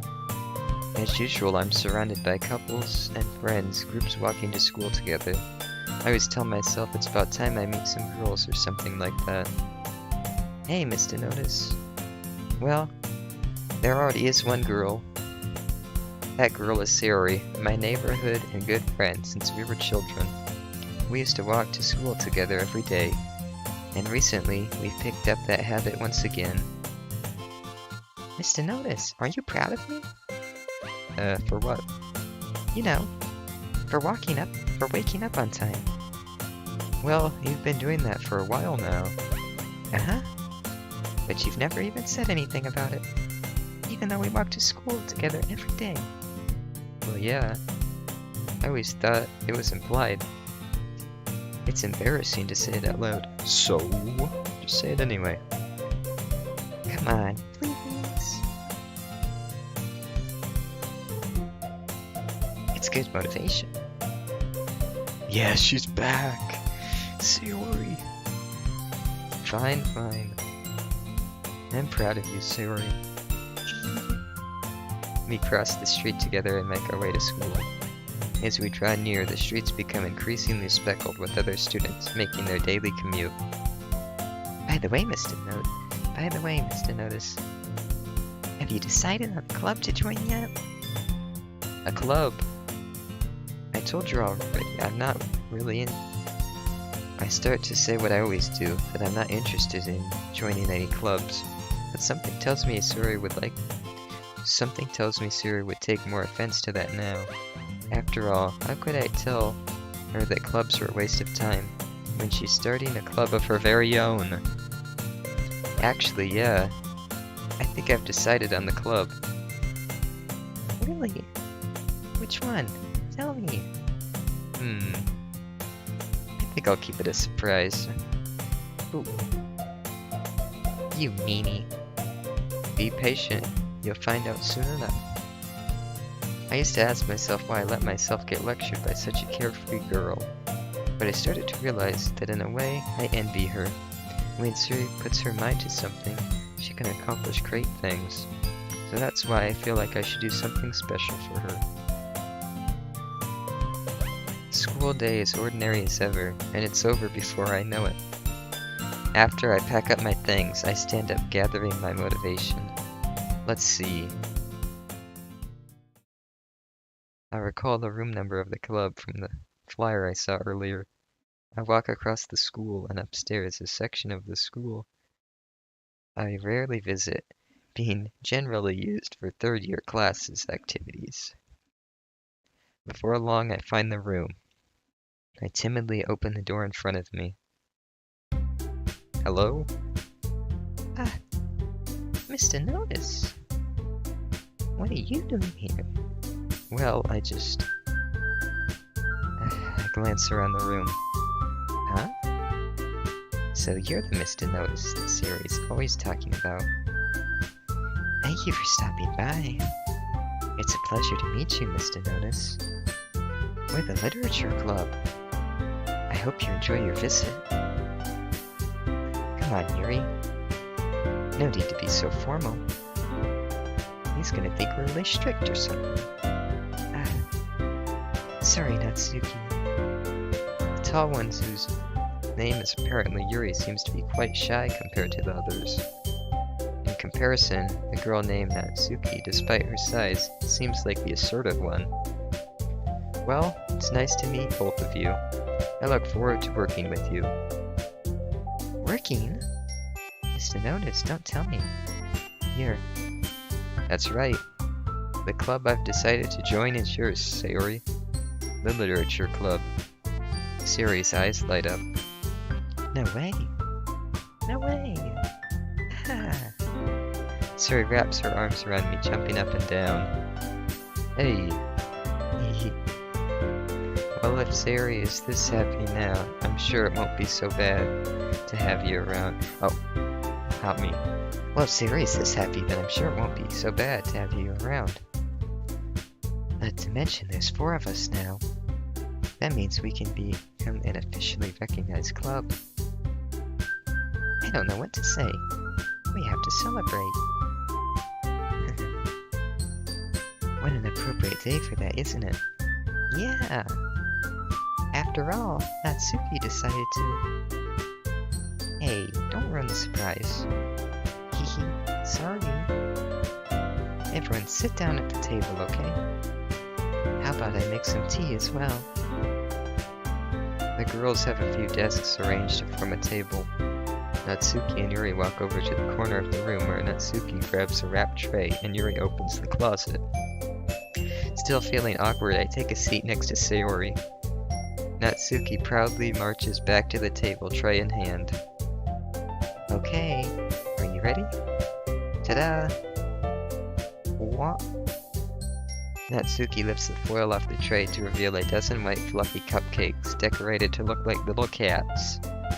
The whiskers are drawn with icing, and little pieces of chocolate were used to make the ears. So cute! Whoa, whoa, these look amazing. Well, you know. Just hurry and take one. Suri grabs one first, then I follow. It's delicious. Suri talks with her mouth full, and always managed to get some icing on her face. Oh, Sayori. I turn the cupcake around in my fingers, looking for the best angle to take a bite. I would actually try just the frosting first, it's the secret. But, I said that before, but to be fair, this is a different type of cupcake. Plus, maybe Natsuki wants us to taste it all at the same time. So, maybe I would do that, you know? Natsuki is quiet. I can't help but notice her sneaking glances in my direction. Is she waiting for me to take a bite? I finally bite down. The icing is sweet and full of flavor. I wonder if she made it herself. This is really good. Thank you, Natsuki. Well, of course it is. I'm a pro after all. There's no need to thank me or anything. Natsuki struggles to accept the compliment. Yuri returns to the table, carrying a tea set. She carefully places a teacup in front of each of us before setting down the teapot next to the cupcake tray. You keep a whole tea set in this classroom? I've said that a few times. Don't worry, the teachers gave us permission. After all, doesn't a hot cup of tea help you enjoy a good book? I guess. Already trying to impress our new member, Yuri. It's not that. That's not... Insulted, Yuri looks away. I meant that, you know. I believe you. Well, tea and reading might not be a pastime for me, but I at least enjoy tea. I'm glad. Yuri faintly smiles to herself in relief. So, Mr. Notice, what kinds of things do you like to read? Well, considering how little I've read these past few years, I don't really have a good way of answering that. Manga, I mutter to myself, half joking. Natsuki's head suddenly perks up. It looks like she wants to say something, but she keeps quiet. Not much of a reader, I guess. Well, that can change. What am I saying? I spoke without thinking after seeing Yuri's sad smile. Anyway, what about you, Yuri? Well, let's see. Yuri traces the rim of her teacup with her finger. My favorites are usually novels that build deep and complex fantasy worlds. The level of creativity and craftsmanship behind them is amazing to me. And telling a good story in such a foreign world is equally impressive. Yuri goes on, clearly passionate about her reading. She seems so reserved and timid since the moment I walked in, but it's obvious by the way her eyes light up that she finds her comfort in the world of books, not people. But you know, I like a lot of things. Don't feel intimidated if you don't read much, okay? I'm certain we can find something that we have in common. Hey, Yuri. Well, about, you know, the first thing you said. Manga? Yeah, that's right. Natsuki tends to read manga in the club room. Don't just say it. For some reason, Natsuki seems embarrassed about it. Besides, manga is literature too, you know. So if Mr. Notice wants to read some of my manga, you don't try to stop him or anything. Natsuki, I wouldn't do such a thing. However, it could also be nice for us to diversify ourselves a little. You could take this opportunity to try something new as well. Wouldn't you agree, Mr. Notice? Maybe. Sensing the tension, Suri jumps in. Maybe we can all try something new. I think it would be fun. And we'll all get to know each other a little bit better, too. I mean, that's the kind of thing all literature clubs do, right? I don't disagree or anything. Yeah. You're right as usual, President. I guess that means I should try picking up a novel or something, huh? Well, that would make the two of us. I wouldn't mind doing it if I was not the only one. Then as for Yuri, I have to read manga? Jeez. You were the one who suggested we diversify. You should be a little more open-minded. It's just kind of hurtful. Hurtful? I didn't realize. With a guilty expression, Yuri thinks to herself. I'm so sorry for disrespecting your interests, Natsuki. If you're into it, then I'm sure it's a worthy form of literature. Are you just saying that? No. I've realized my error. So, if you're willing to consider starting a novel, then I'll offer my gratitude by finding a manga to read as well. Really? I mean, it makes me happy that you do that for me, Yuri. You can trust me to find something that you really like, okay? Same here. Perhaps I'll visit the bookstore after the club meeting. Just you? Would you like to come along with me? If you don't mind. Not at all. I always go alone, so... Yeah, me too. This is so cute. Suri, shut up. Why? Why is he so mean? I'll show you some manga there too, okay? Yes. I look forward to it. Natsuki and Yuri start to clean up the food. I guess the meeting's over, huh? Yeah, it looks like it. It's nice to see everyone getting along. Isn't it? I think everyone likes you too, Mr. Notice. Think so? Well, everyone always seems to get along better with you around, Sayuri. Ah, Mr. Notice. Don't say something like that, it's embarrassing. Well, whatever. I was surprised when you told me you were starting a club. But I think you're pulling it off just fine. We're gonna make the best club ever. Yeah, still mean to Sayori for no reason. Now that you joined, every day is gonna be so much fun. Hey, Mr. Notice. I really want to thank you. I mean, I'm really happy that you joined the club and everything. But the truth is, I already knew you were going to. Hehehe. It's actually something else. I wanted to thank you for getting rid of Monica. That's right. I know everything that she did. Maybe it's because I'm the president now. But I really know everything this is. See? See? I was right. I was right.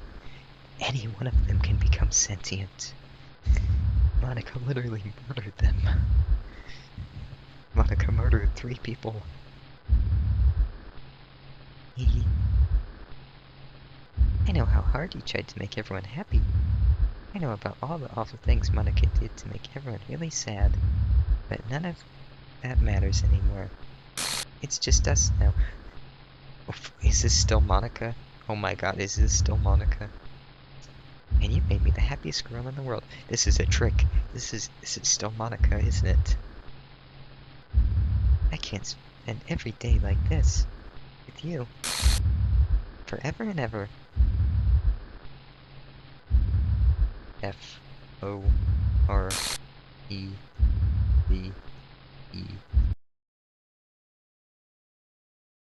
No. Okay.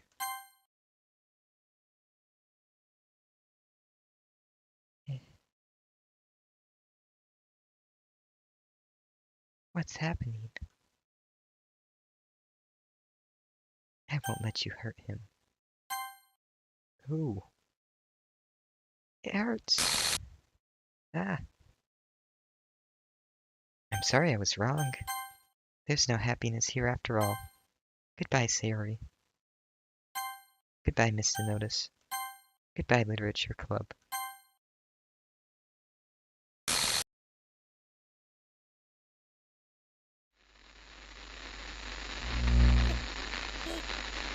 No, that was Sayori. Can you hear me? Hi, it's me. So you know how I've been like practicing piano and stuff, and not really any good at it yet, like at all. But I wrote you a song, and I was kind of hoping that I could show it to you, because I worked really, really hard on it. So, yeah.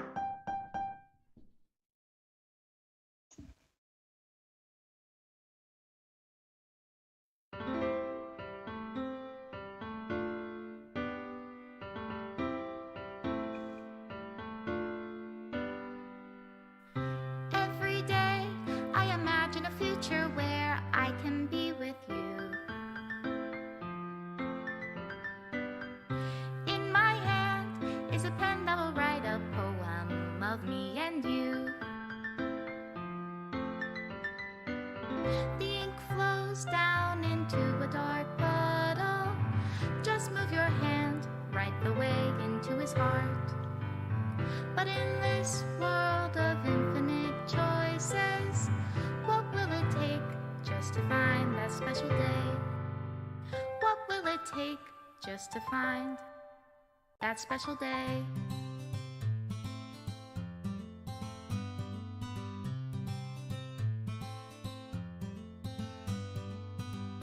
Have I found everybody a fun assignment to do today? When you're here, everything that we do is fun for them anyway. When I can't even read my own feelings, what good are words when a smile says it all? And if this world won't write me an ending, what will it take Yeah, this song is to epic. have it all?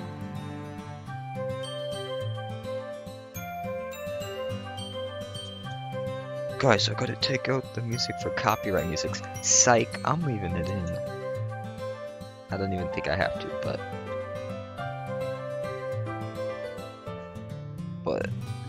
I'll just get claimed if I do. Does my pen only write bitter words for those who are dear to me? Oh, I remember that scene.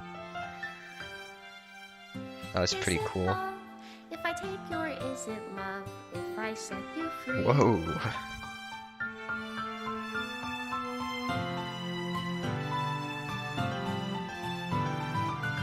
The ink flows down into a dark puddle.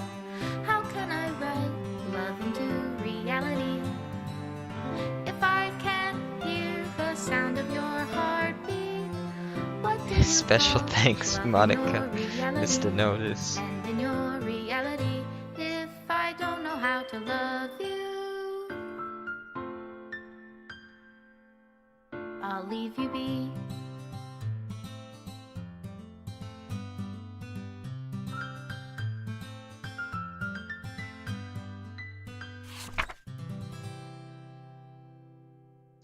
This is my final goodbye to the Literature Club. I finally understand the Literature Club is truly a place where no happiness can be found. To the very end, it continued to expose innocent minds to horrific reality, a reality that our world is not designed to comprehend. I can't let any of my friends undergo that hellish epiphany. For the time it lasted, I want to thank you for making all my dreams come true, for being a friend to all of the club members, and most of all, thank you for being a part of my literature club. With everlasting love, Monica. Error. Script file is missing. Please reinstall the game. Well, that was the end of the game, and I gotta say, that was a pretty crazy ending. I did not see that happening. I thought at first Monica was trying to trick us again, but no. Monica turned out to realize she was wrong, and then Sayori turned out to be corrupted too by the knowledge, and that that really showed that Monica murdered them because they all could have gained sentience like Monica. And I, yeah, there's definitely a good ending. I don't know how good it is, but that's definitely not the good ending. Maybe I'll stream the good ending too. I don't know, but that was just crazy. And too bad Monica only realized what she was doing after she had done it. And also, Monica's song was very good. And anything else?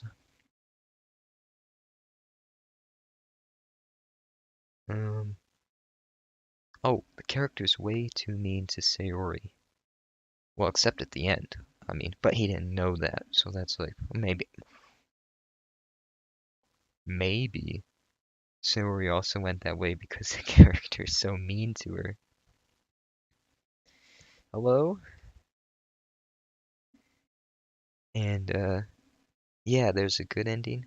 I might eventually, or maybe even soon, stream the good ending. But, um, also, um, I probably, if I had to go back, I probably would have said I love you to Sayori because, I don't think that locks you out from anything. I thought it would maybe lock me out or something, like other games. I don't think it did, but unfortunately, I didn't tell her that. Um, but anything else? Uh, I don't think so. Oh, Natsuki. I didn't really talk to Natsuki that much. Yeah. So now that that's over, I hope you enjoyed watching my stream of it. And if you want to watch more streams, subscribe to my channel. And I will more than likely be doing the good ending as well. So look out for that. And that's going to be the end of this stream. So see you everyone and have a good day.